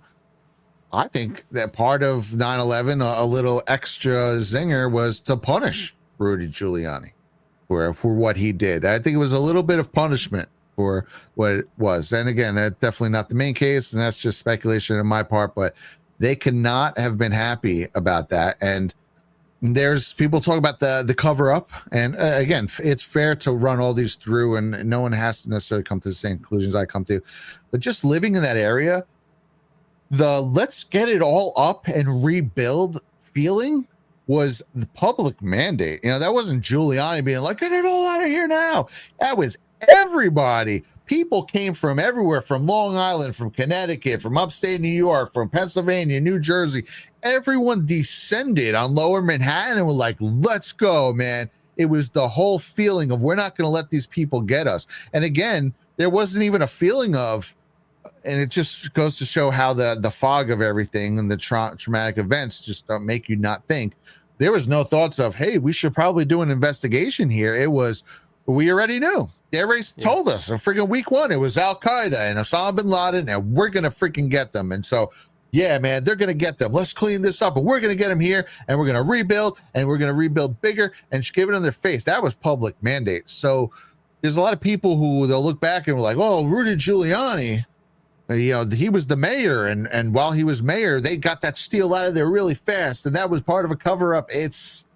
And no one was even thinking in those terms. And we were pressuring all of our officials to be on board for that too. So I feel like this was a screw you to him too. It was right at the end of his term. He was just about to be out for that. That was a primary election. That was the primaries for the mayoral election with Bloomberg was running at that point, were on September 11th. So that's kind of my theory on it. There's nothing that ties him to anything in the build-up or the operational part of 9/11. The only thing people think of is the after effect. And he's just acting exactly how every single one of us was acting. So I can't really make a decision either way based off that, personally. Well, it's a fantastic point, and I would also say that we can take this energy, the energy that came out of 9/11 was good. It was this good reanimating American spirit of, not backing down, of unifying. There was an incredible, I was a liberal. There was an incredible spirit of unification on the back of 9/11, which they then weaponized, right? Yeah, they made us pay for it. But the good thing about that is that can't we have that again on the back of the truth? How much more powerful could that spirit is in the American psyche, ready to be reawoken? What if it's reawakened this time on a catharsis, unification, truthful story, a reconciliation of things like this? That could be a powerful thing. And I also think, to your point about resuscitating New York, etc., isn't it kind of interesting that on a macro, seems to be what Trump is talking about with 2025 and the golden age, right? He's talking about it with the country. Like, no. We're going to rebuild here. We're not done. Our best days are ahead of us. And I know it's a simple narrative, but to your point, it reanimated that New York is a symbol. I hate New York because I'm a Bostonian. You know what I'm saying? 3-1 Red Sox over Yankees this weekend. Anyway, New York's a great place. It's the city. It's the city of the U.S. And I think that you can apply that template of what Trump and Giuliani and Lutnick and all those players that were pushing that story in the 80s and 90s. And look at that. Those are the architects behind the golden age American national reawakening. Yeah. I think there's a lot of New Yorkers who really would love to get a little revenge on what happened. And especially if it turns out, as we suspect, that it was these deep state fucks who kind of were all over it. Not kind of, they were all over it. And I think that we have a dream team right now. I really love it. I love the idea of the golden age. I think this is the beauty of the American spirit is being brought out again, where we were kind of bullied into some sort of dystopian, everyone hate everything, everyone be depressed era. And Trump and them wanted to get people excited about moving forward. Very psychologically, it's very important. Something that comes from his books. He has the one book, was it Think Like a Champion. Do I have it here? I don't have it close by. Where it's mindset. If you're a champion in your mind, you are automatically edge up. If you're making excuses before something even starts, you're already a leg down. And he's trying to give the country the golden age mentality. And I absolutely love it. We all want to help. So this is our way of helping. We want to just keep digging on these people and exposing it and clearing the way for people who we suppose are white hats and really do feel like they're working towards the golden age to be able to work. Damn straight. And again, you guys, you've already been doing an awesome job, Badlanders and beyond, but of boosting this, share it. Like, this isn't about August 24th and the premiere here. This is about let's fucking ram this thing through every cognitive dissonance wall you can find and don't stop. Push this shit forward. It's not just about 9/11. It's about it's about breaking down something that can break down that cognitive dissonance wall, and then it just opens up the pathway for truth coming in behind it. I had a couple other just tiny little clips here that I didn't watch, but I mean, this one's horrible quality, but I thought it might be interesting. This is the one you're looking for right here. Donald, you're probably the best known builder, particularly of great buildings in the city.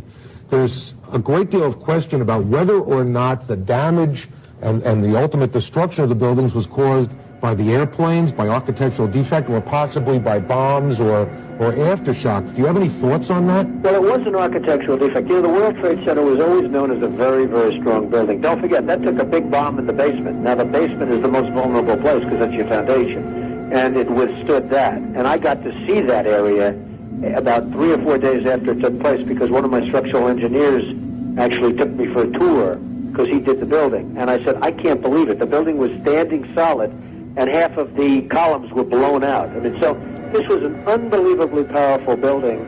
If you know anything about structure, it was one of the first buildings that was built from the outside. The steel, the reason the World Trade Center had such narrow windows is that in between all the windows you had the steel on the outside. So you had the steel on the outside of the building. That's why when I first looked, and you had big, heavy I-beams, when I first looked at it, I couldn't believe it because there was a hole in the steel.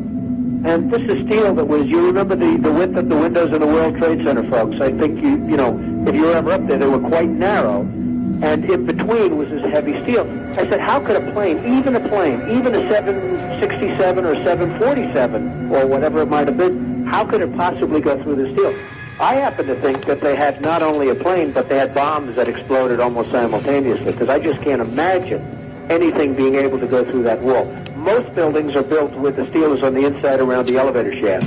This one was built from the outside, which is the strongest structure you can have, and it was almost just like a can of soup. You know, Donna, we were looking at pictures all morning long of that plane coming into building number 2, and when you see that approach the far side, and then all of a sudden, within a matter of a millisecond, the explosion pops out the other side. Right.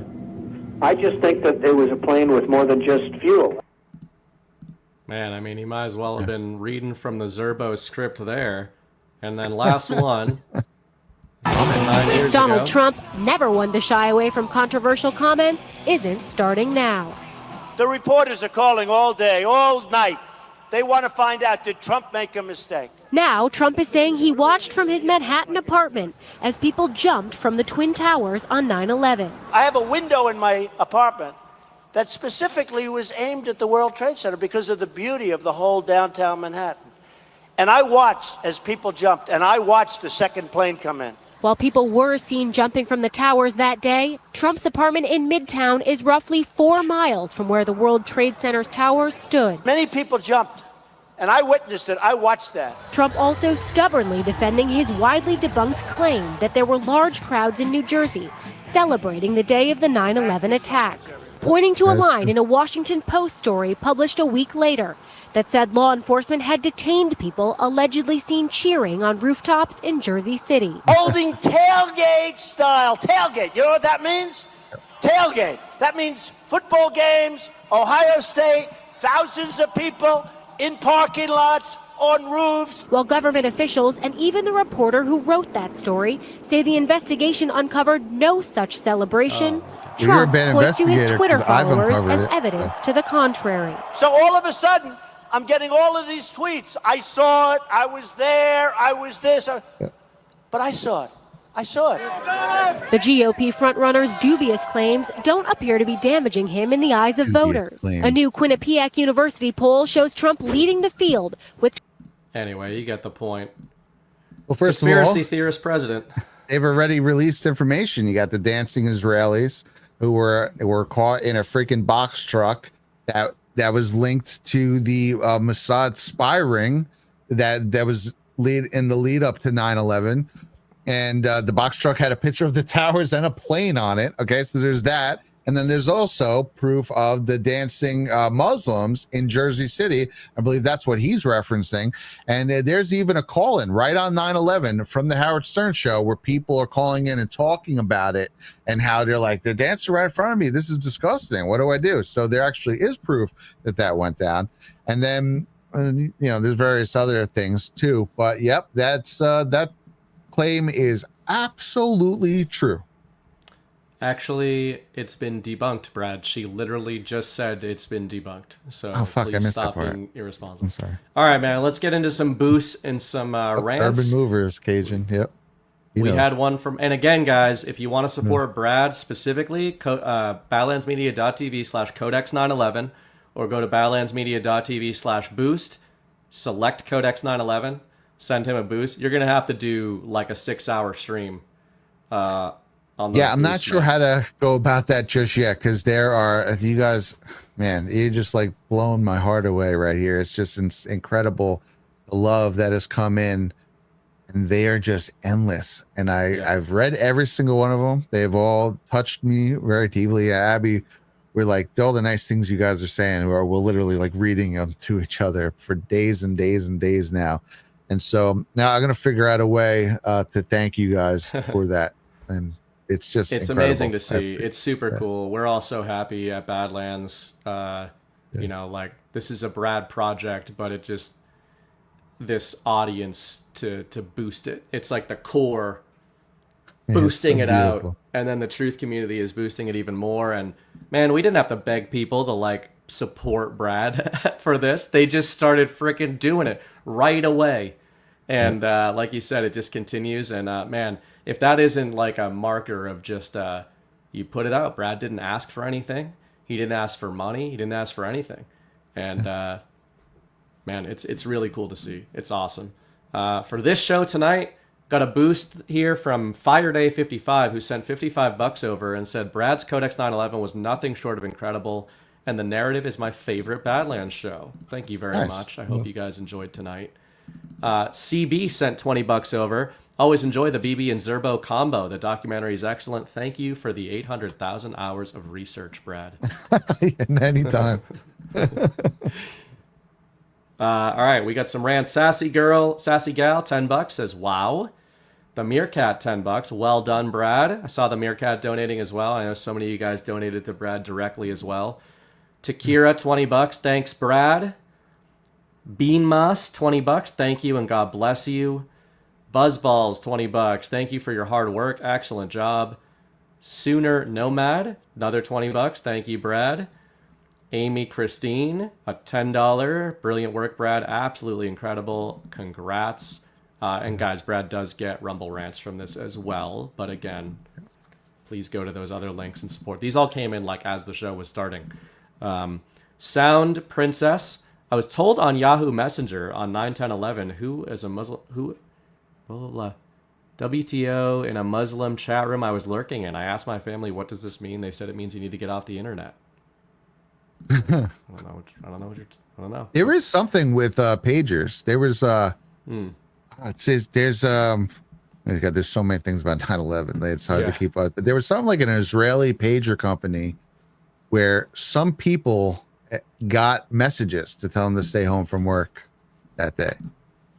Some of them are some of these things that I know everyone wants you to put everything in the doc and be 80 hours if you did it, but some of them there's not a whole lot of in writing. There's not like, so maybe like I believe certain things, but like I wanted to put the most solid things. Like even one of my favorite things is the kite hit plain steel with pushing the classroom. That was a hard one to cut, but it's like when you really zoom in, it actually says playing.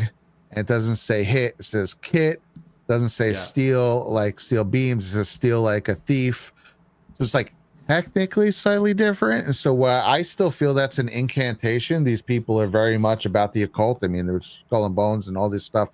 And, you know, it's like for whatever incantations may do in their world, I don't understand it. I just know they all freaking believe it. And it seems very real to them. So whatever they think they're doing, like there's no spirit being like, how did you spell that word though? You know, it's like if you're saying plane hit steel, kite hit steel, it's still the same, whatever is happening with that. And they are chanting that as Flight 175 hits Tower 2. And I think there's something to that. But again, there's a lot of talking about that involved in making my point on that. Whereas, there's not room for it. That's something we could talk about after. A lot of these things we have talked about already before and after on various shows.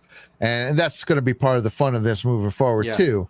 But so there's some things that I wanted to put in, but it was like, I just can't, it's just too muddy. Some of these things that follow the rabbit hole and it seemed like it was going somewhere and it just kind of spiders out into all these different narratives and money. You don't know what to lock down. It's like, all right, I'm just going to have to leave that for, hey, what do you guys think of this discussion later on? Well, also, again, if this documentary, you formed it so tight, a super tight 2.5 hour narrative that it's meant to break down those cognitive dissonance walls. And then people start asking their own questions, right? And then if they want to go down and go, wait, what did you just say?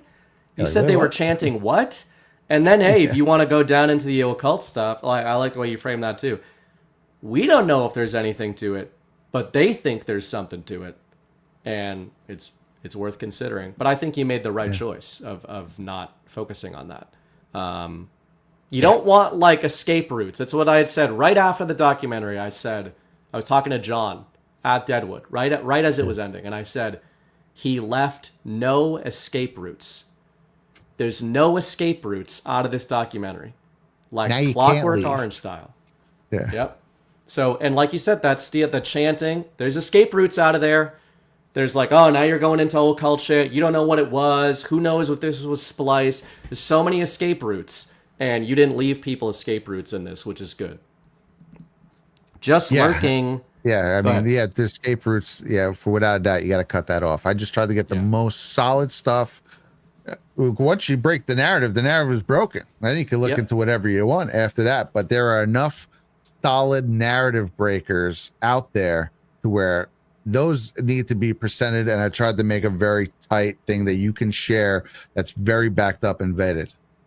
And yours is the first one I have seen that I feel has narrative construction, not just narrative deconstruction. I've seen narrative deconstruction done well with 9/11. I think yours is the best. But I have not seen narrative construction done as well. The drones, the rendezvous, bringing Northwoods into it. It might not be exactly how everything played out, but it certainly presents a feasible and historically fact-based template for what was done. And that is what when any of us talk to normies about 9/11 and we narratively deconstruct, the first thing many of them will do, even if they follow you down that rabbit hole, is they want construction. They want to know what did happen. And you're not pretending you know what happened, but it's a compelling take, and that's something I think is missing from a lot of conspiracy theory and truth movement is narrative construction. So I think you hit it on both sides. Thanks, man. Just lurking right now, sent $50 over, changed me forever.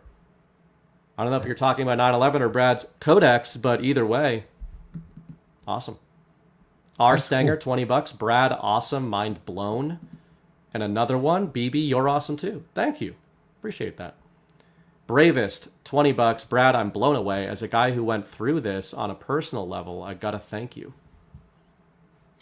I appreciate that, man. Yeah, it's affected a lot of people, either directly or indirectly. Yeah, I mean, 20 years of war on the back of it. Nuts, man. You know, like you said earlier in the show, good way that you put it. There's a lot of victims of 9/11, and most of them didn't happen on that day. Yep. That's true. That's correct. Tom Terrific 54, $20 for the cause. Thank you, Tom.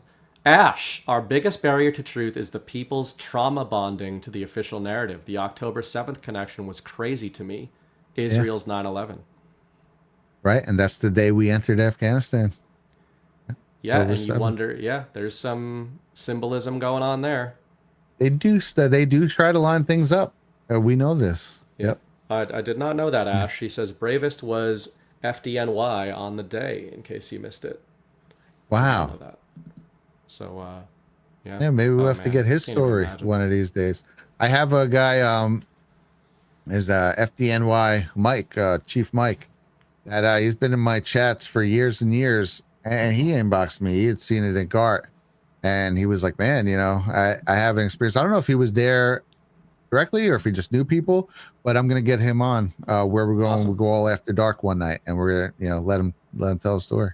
I wonder if he is the one who's on my Substack. There's a Captain Mike who firefighter. I think that might I might be messing the name up. Forgive me, awesome. Man. My brain is all over the place of late. Vixter 27, $10, 60 seconds is airing 60 minutes is airing something on 9/11 tonight. What an effing coincidence. It's kind of funny. Bring it on, motherfuckers. Bring on the dueling narratives. Yeah. Yeah. What do you guys think? Yeah, what do you think of Jalaluddin and Connie? 60 minutes. What? Yep. I'll bring it. That's the beautiful thing about the truth is we welcome it. Yeah. Where's your Pentagon mass casualty event episode? No, don't get done on that. Not surprised. 42, $10. Brad, you're an incredible human being bringing this to light. The entire world will thank you soon. They don't have to thank me. Just get it out there, man. Let's rip this narrative apart. But truth it out, Donnie. Come on, man. Hevsky, $17. I just checked. He'll do it on 9/11. We're gonna give him some time. He's gonna let the battle space reset. Helsky sends $17 over. I just checked, and so far YouTube has not blocked Codex. I hope that lasts. We need all of America to see it. Rumble does not have the same reach. Well, shout out to Rumble though for not just allowing Codex 9/11 and everything else we've been doing for years at Badlands, but featuring it. For people asking in the chat earlier, the highest view count I saw live was 36,000. So something in that range, 35, 40, something like that. So incredible. Insane. Absolutely insane. Jep863, Brad, can we get the extended version? Also, I would like you to include the reports of the steel being melted on an angle and the melted only magnesium burns at those temps. Bravo, love it.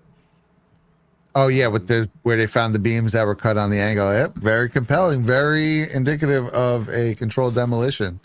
Richard Gage goes into a lot of that stuff. Yeah, see this as a paltry and brief introduction to your actual movie on 9/11.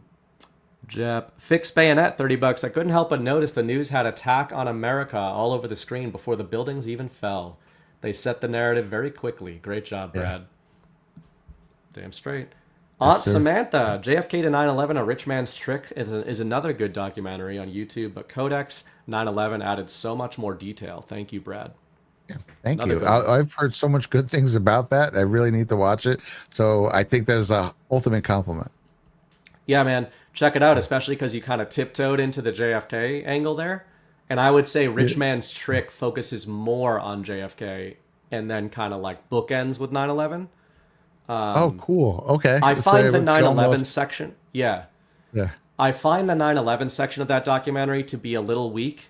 But again, we've all only got pieces of what's going on and, put these things together. It's well worth the watch.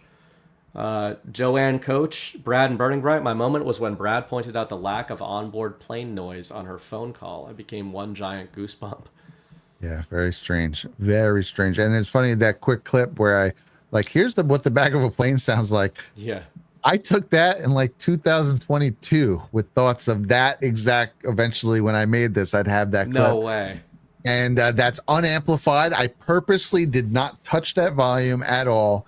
I heard someone make a point, I think it was on SitRep, or one of them had said, when CC Lyle says it's a frame, We're like, obviously, Brad, amplify that or clean that up. No, that's just the regular volume of that call. I mean, I've raised it all equally, but the relative of her talking to It's a Frame is exactly untouched across the board. So yeah, I tried to really be like, dude, I probably didn't come from a plane. you know what I'm saying? Yep. Sensei shown, $10. I agree. We cannot unsee what we have seen, nor can we pretend we're unaware as we were 30 years ago. Stay frosty. Yeah. Well said. Speaking of your last point there, Royal Monkey, $10. What happened to the regular passengers that were on the originating flights? I mean, again, this is just something you could speculate, but if I'm of the mindset that the Operation Northwoods, every other thing seems to line up, and in that they land the planes as the drones take over the flight path.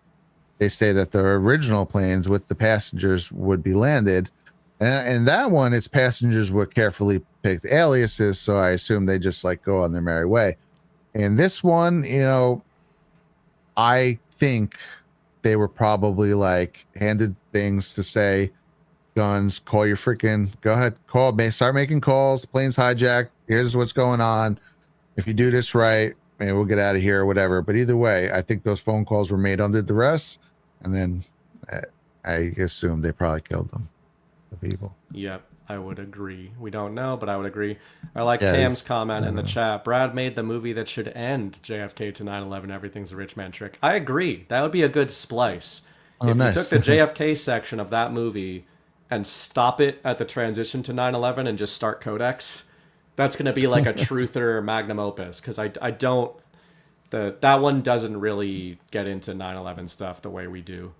The way you did, certainly. Philly Q, hey Brad, if the planes that hit the towers were drones, where were the people on said planes? There are other plane crashes, or did they kill and hide them prior? As Brad just said, that's why that question and those questions surrounding the drone theory is why your connection point of Northwoods is so vital to making the narrative of your documentary work, because that's the narrative construction angle that you're doing. You're deconstructing their narrative while constructing a narrative underneath it to catch everybody that's falling off of their narrative. And I had never seen that before, because you do wonder that. You're like, well, okay, but I could believe that there's drones, but what the hell? What happened to the flights? What happened to this and that? That's where you get into hologram shit. And you look right in Northwoods, in their own words. They were going to rendezvous the planes. They were going to bring the passengers somewhere else. And they were going to evacuate those passengers. Yep, exactly. So that's what I assume. I know a lot of people, they seem to be like, no, they killed them all. Yeah, they killed 3,000 people in one shot in the buildings. You think they're above shooting 100 passengers? These people are animals. Yeah. So. Yeah, for sure. G. Fontes, the movie that stole the title from the great 1980s movie Red Dawn, was plotted around a North Korean invasion of the USA, perhaps the only nation that didn't send invaders during Biden's admin. Yep, I was talking about that in our Badlands chat. That's Russians publicly opposed intervention in Iraq, and that is a rabbit hole. That's a rabbit hole for our next episode, maybe, Brad, together. Yeah. Mrs. Real Freedom Fighter, $17. Hey Brad, great job. What do you think happened to the passengers on the flights? I think we've been over that a couple times. But people wonder that. For some reason, and I get why, but I think people are strangely more horrified by that than a little more personal. Yeah. And I get it. There's less death, but something about the idea of CC and people making phone calls to their loved ones, and then you wonder what happened to them. It's the fear of the unknown that freaks people out the most, I think. Yeah, I applaud the CCs of this world that she had the courage to just a little. It's a frame, and even in the beginning, it's funny. Alpha. When Gart was sitting next to Alpha, and he was on the force as a police officer for a while, and they're kind of taught methods of reading people and body language. And he had made a couple body language things about Silverstein and stuff. Well, one thing I would be interested to hear his take on is the CC Lyle's phone call. Now, keep in mind, she's a flight attendant. Her husband, they're married. He already knows he can't talk on a plane, right? So this is something she knows he knows, because every time she's in the air, Oh, all right, honey. All right, I'll talk to you in 3 hours when we land, right? This is just something everyone knows. Anyone who knows us, a flight attendant. So her first words out of her mouth are, honey, you have to listen to me carefully. I'm on the plane. I'm in the plane. I'm on the plane. It's been hijacked. Says, I'm on the plane. She says, you have to listen carefully, and I'm on the plane 3 different times.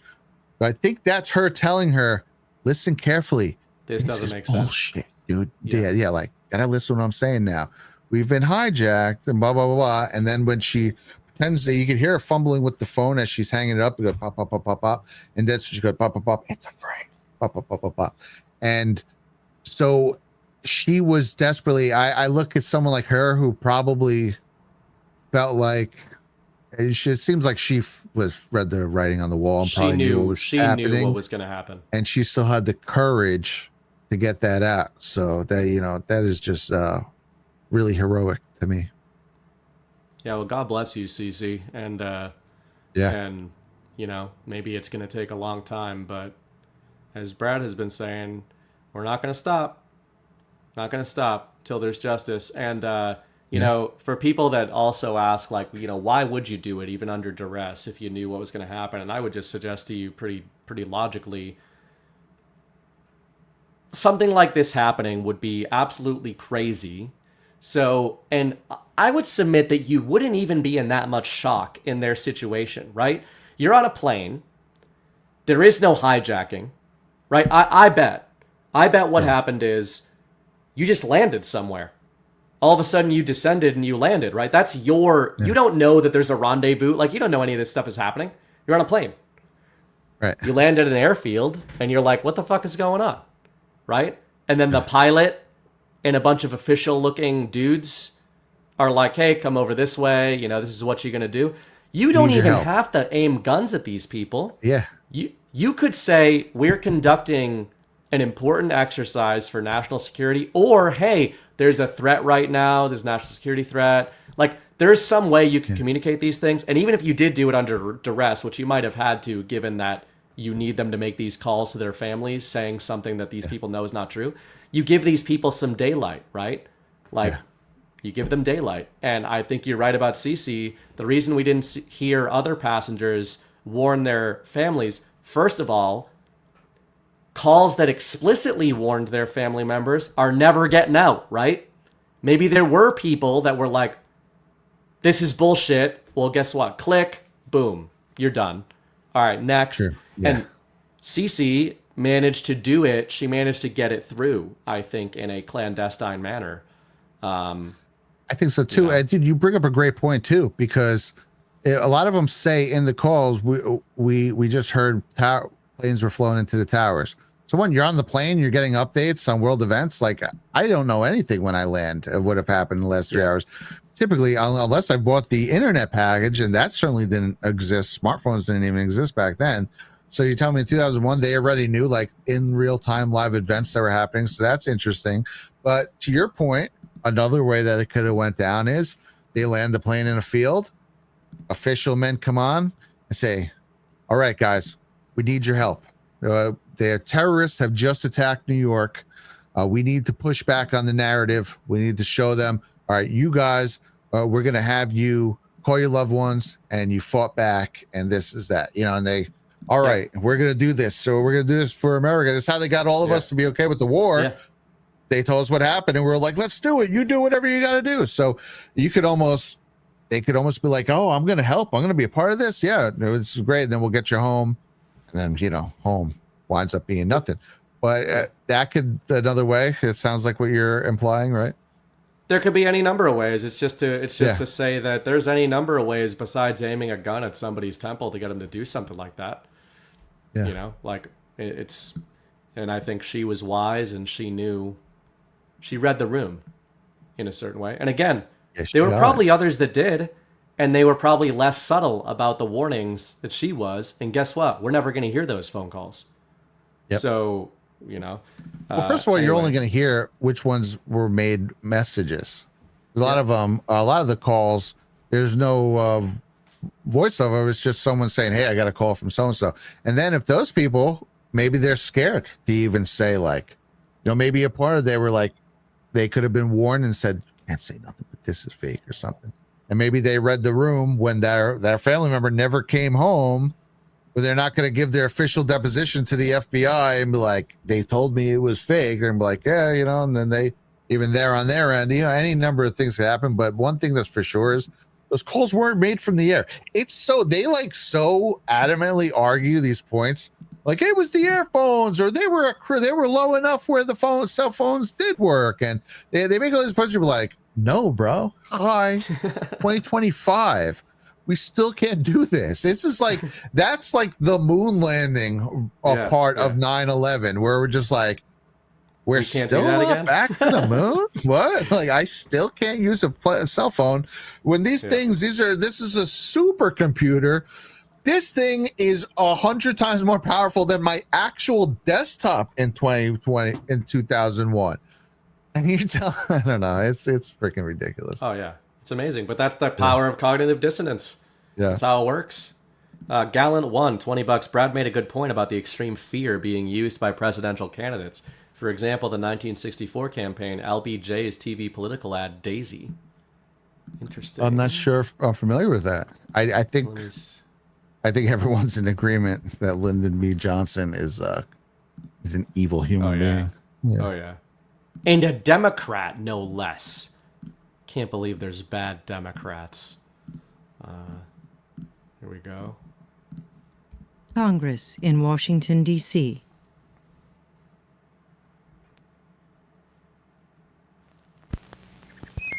One, two, three, 4, 5, 7, 6. She can't even count. What an idiot. 8, 9, 9. 10, 9, 8, 7, 6, 5. Oh, is this how the A-bomb? 3, 2, 1. No, that's rough. Seems like an These are the stakes. Duck and cover. To make a world in which all of God's children can live, or to go into the dark. They went all out for this must one. either love each other, like, pull it back, guys, or we must die. Vote for President Johnson on November. Nice call. Or you will die. You know, Brad, one of my great dreams is for us to bring back that weird American talkie voice that people apparently, I'm led to believe people used to talk to each other just like this. And they used to come home from the factory and they used to sit down with their wife, Brad, and they used to say, "How was your day, honey? I talk like this every day. Don't you know?" Good day at the office, June? You know it, darling. I refuse to believe that human beings ever communicated in that way. Ever. And why did you people accept it? If you were scrounging around in 1964 listening to these presidents be like, "Well, you see here." I've never heard somebody speak like that. Like a radio voice. As Billy walks down the street, he encountered a black. Now, Billy, watch yourself. Like, some of them are freaking wild. Yep. I still talk like that, I mean, in fairness. All right, we got 2812 VPJ, $10. Great job, Brad. There was a part that reminded me of the Titanic story. Yeah, that's another one. Another Good one. Old Titanic. Tamara S, $50. Outstanding show tonight. Thank you both for the work you do. Thank you, Tamara. Heather McMahon, thank you for the work. Brad, BB, thanks for tonight. Thank you guys. This was awesome. Me and Brad almost did an episode before Gart, previewing this, but I think this was a way better idea. Do you get now why I was like, Yeah. I told them this was actually planned before any of this. We didn't even know we were putting the movie on. But when BB asked me, I was just like, we should do it after. Because in my head, it was like, man, I have held this stuff tight to my chest for the big reveal for 3 years. I ain't shitting it out 1 week before the freaking end. Right? It was like, no way. It would have just been a big tease. Yeah, I would have been very careful, but still. I would have been trying to get stuff out of you. I'd be like, what are you doing, man? You're holding back. 417 Patriot. Brad, you're the GOAT. I thought I knew a ton until I watched Codex 9/11 at GART. You're going to change the world with this one. It was so nice to meet you last weekend. You're sweet and humble and talented. Does Abby tell you that every day, Brad? As she does. Yes. Sweet and humble and talented. As is she. You are, though. He is a But I sweet man. appreciate that. 417 again says you're going to make waves with this, so may God place a hedge of protection over you, your family, and household. That standing ovation at Gart was incredible. I had tears in my eyes. Applause kept going. Oh man, I can't even tell you the emotions that were going through me when that was happening. That was surreal, and I am so appreciative of everyone who was there who helped facilitate such a wonderful moment in my life. People say this often, but it could not have been for a better guy. Could not. You. Even though you are some guinea mook, half-breed hybrid from the pits in New Jersey. But other than that, you're a good guy. Son of a bitch. Good kid, People though, right? You heard that kind of shit on job sites. Like, I remember going with my dad to job sites when he, like, spent one summer trying to make me a tradesman, and it didn't work. But it would just be like, this motherfucker for, like, an hour. And they'd be like, good kid, though. Yeah. We love him. Yeah. Dude, it was so weird. Like, I went from a pizza joint. That's where I was working before I started working construction, where we literally like, sat on the counter, hung out, got pizza for people. It was obviously really busy on like, not nighttime and stuff. But for half the day, it was kind of like hanging out, doing stuff, just people watching as they walk past the pizzeria, into crazy land. The very first day I was on the job, I saw someone bang a rail off of a thing of legs that were getting ready to be brought up to the next level. Usually they hang off the side of the building after they're stripped down, and then they leapfrog a floor, and then you build the next floor with them. Then they get put together and so forth. So we're like 2 floors below the top deck. Out of the corner of my eye, I'm on the construction site for like 20 minutes at this point. I see a dude just go. Yeah, can you explain to people who are not East Coast savages what banging a rail means, Brad? Okay. Yeah, he did a lot of coke. Of cocaine, as they will. A lot of people just assumed you meant like he smashed a rail off another rail. But yeah, banging a rail. So funny because banging a rail means usually actually, you do it I'm off not a a stripper's fan ass. of that, but Right. so that I see that I'm like, oh, well, that was wild. And then I go up to the top deck. This is my first moments in New York City construction, and Richie Rizzo, former drill instructor, labor foreman, is standing on top of a stack of plywood. You fucking throw that plywood out. And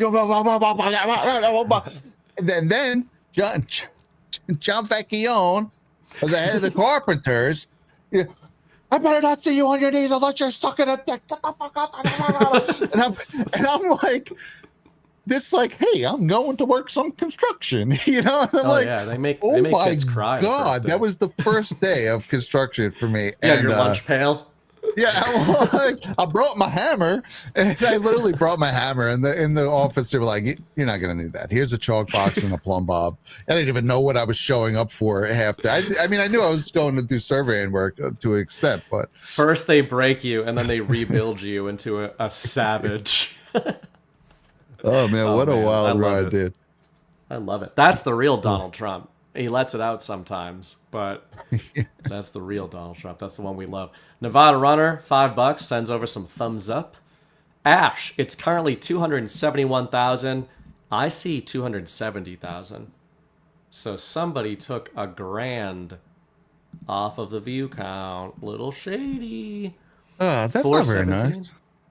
BB, UI 2. It was so nice meeting you and sharing my B-Day weekend with you, I guess. Claire here, by the way. Dildo madness was epic. Well, this has really devolved, this show. Glad we saved it for the end, though. I'm just quoting people, guys. I was a perfect angel on all my jobs. Brad banged his rails in the bathroom or in the van. Thankfully, I've never gone down the drug route. That's probably one of the best decisions I ever made in my life. Have you seen my legs shake on stage? You think I could handle cocaine? Holy shit. But just shoot through the freaking roof. You were like, what happened? And you see some kind of freaking sheetrock dust falling down. You're like, all right. I always knew to be a good Irish boy and stay away from the stimulants. but not the Yeah. depressants. Lots of But that's the way it goes, man. Simil 10, $20. Great documentary. Did the Gelatin Group actually display their art on 9/11? Yeah, it's funny. I don't know. I would assume probably not, but I think they did. I think their art was what they were watching with the people. I think that was their exhibit. The balcony. Yep. Yeah, that was mind-blowing, too. I didn't know any of that shit. I didn't know that Fuse when I boxes. made my first one back in 2019. I didn't know that part, and I was when I was putting this together, I was like, and then in a crazy turn of coincidence, their gallery was scheduled for the B thing on September 11th. I was like, whoa, what a crazy coincidence. There's some sick fucking humiliation ritual shit in that Oh, section. yeah, for sure. Last chance dude. for a parachute. Oh, dude. Those are guys like I'd Yeah. like to see those guys in front of a firing squad. Yeah, there is something sick about all of that, dude. There's just too much in that They enjoyed it. in that book. Yep. They enjoyed it. There's a crumbling tower in it. Yeah. What the fuck? You know? Hotel Patriot for $20. Ugh. If you happen to finish this episode in time, can you remember to raid the Daily Herald show tomorrow afternoon? Yeah, man. You Keep got it it. going. See, those of weak streaming constitution, they don't have it. It's his skinny little calves. I've been telling you guys. The Meerkat, just trying to help drag it out so you can raid the Daily Herald for John. And then says, but seriously, you all make me proud to be a Badlander. And that is it. We are proud to be Badlanders. We are proud for you guys to be Badlanders. And I'm proud of you, Brad Zerbo. Oh, well, thank I you, am. man. I'm proud of you. I'm very excited to finally drop this on the world, and I'll probably I need to chill a little bit in the immediate aftermath, because I've been just like I can't tell you how many nights at 7 a.m. I'm just falling asleep on my computer like this, and that's how I like Abby would like wake up in the middle of the night to go to bathroom, and they'd be like, "Hey, you should probably come to bed now." So that's how I spend most of my nights here. And it's funny, 7 a.m. here is 11 in the afternoon on the East Coast. So people would be sending me things in the morning, because I set up all the shows and stuff. And I'm like, you got it. And then I'm like, they probably think I'm an early riser, but meanwhile, I'm about to pass out for the next 8 hours. So I hope they got this for the morning. But We're not going to live long, Brad, but we are going to live fully. amen to something. that. Maybe we'll Brad's live long, looking too. forward to some normal night's rest. Yeah. Coming up. Yeah. Tandaloo sent one in at the wire. Thank you, Brad and BB. Great episode. What's your opinion of what happened to the people on the planes, if in fact the planes were drones? We went over that a few times. If you're coming in late, rewatch the episode. We talked about that a bit. But in short, we don't think those people survived. All right, guys. Brad, what do you got going on this week? Just chilling? So, yeah, I'll see you guys on Brad and Abby Live, 7:30 Tuesdays right here on Badlands. And then my two Wednesday shows, Altered State, and Where We Go When We Go All After Dark. So that's shit, it. My guys. Tuesday and Wednesday on Badlands. You could always find me. Boost, Codex 911. Support Brad, badlandsmedia.tv/Codex 911. Send him a boost. He didn't ask for anything for this. He still hasn't asked for anything for this. And the people have delivered, which is awesome to see. If you want to Means the support world. my Kickstarter, there's a few days left in that. Badlandsmedia.tv/swordpunk. Grab your copy there, or grab it for somebody who might want one. And then, what else do I want to say? Next week on The Narrative, next Sunday night, I will be joined by Killer Steve Quast, Lieutenant General Quast. We're going to talk about some interesting stuff, I'm sure. So join me next Sunday night, 9 p.m. Eastern, and we'll do that. And Brad, I love you, brother. I love you. That's it. Love you too, brother. And I look And, forward to that episode next week. Always a brilliant conversation with the General.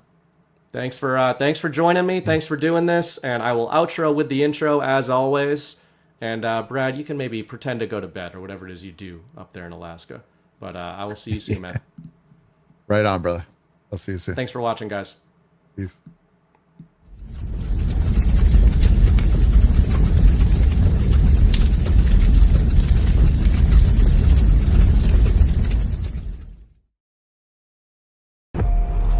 You sleeping. I've been sleeping. I've been turning away from a truth I wanted not to face. There is a wound that won't heal at the center of the galaxy. There is a darkness.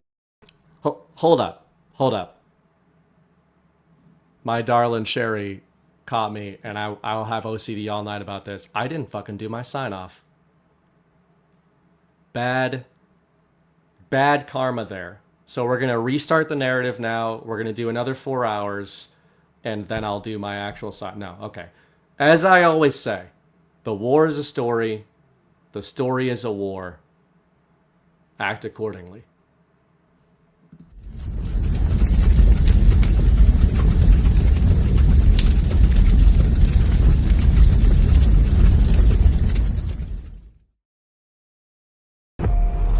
We were sleeping. I've been sleeping. I've been turning away from a truth I wanted not to face. There is a wound that won't heal at the center of the galaxy. There is a darkness reaching like rust into everything around us. We let it grow, and now it's here. How many men have you killed, my lord? I don't know. 50? 100? Countless. Countless has a nice ring to it. And how many lives have you saved? 500,000. Population of King's Landing.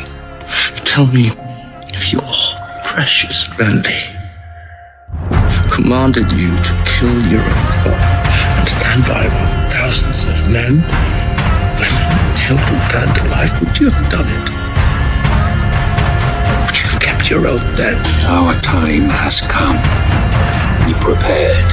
We grew stronger. While you rested in your cradle of power, you were trusted to lead the Republic. But you were deceived. You assumed no force could challenge you. And now, finally, we have returned. The visions are clear now. I see possible futures all at once. Our enemies are all around us. And in so many futures they prevail. But I do see a way. There is a narrow way through. It's not a prophecy. It's a story that you keep telling, but it's not their story, it's yours. They deserve to be led by one of their own. What your people did to this world is heartbreaking. We gave them something to hope for. That's not hope! We have survived by hiding from them, by running from them. But they are the gatekeepers. They are guarding all the doors, they are holding all the keys, which means that sooner or later, someone is going to have to fight them. I wish none of this had happened. So do all who live to see such time, but that is not for them to decide. All we have to decide is what to do with the time that is given us. Forgive me. I did not see. I have failed you all. You will bring me. Captain Armor, I do not know what strength is like that. But I swear to you, I will not let the White City fall. Our people fail. Our people. Our people. I wish you good fortune in the wars to come.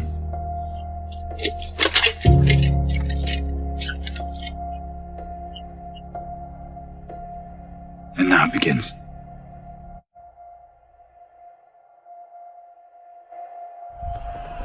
No. Now it ends.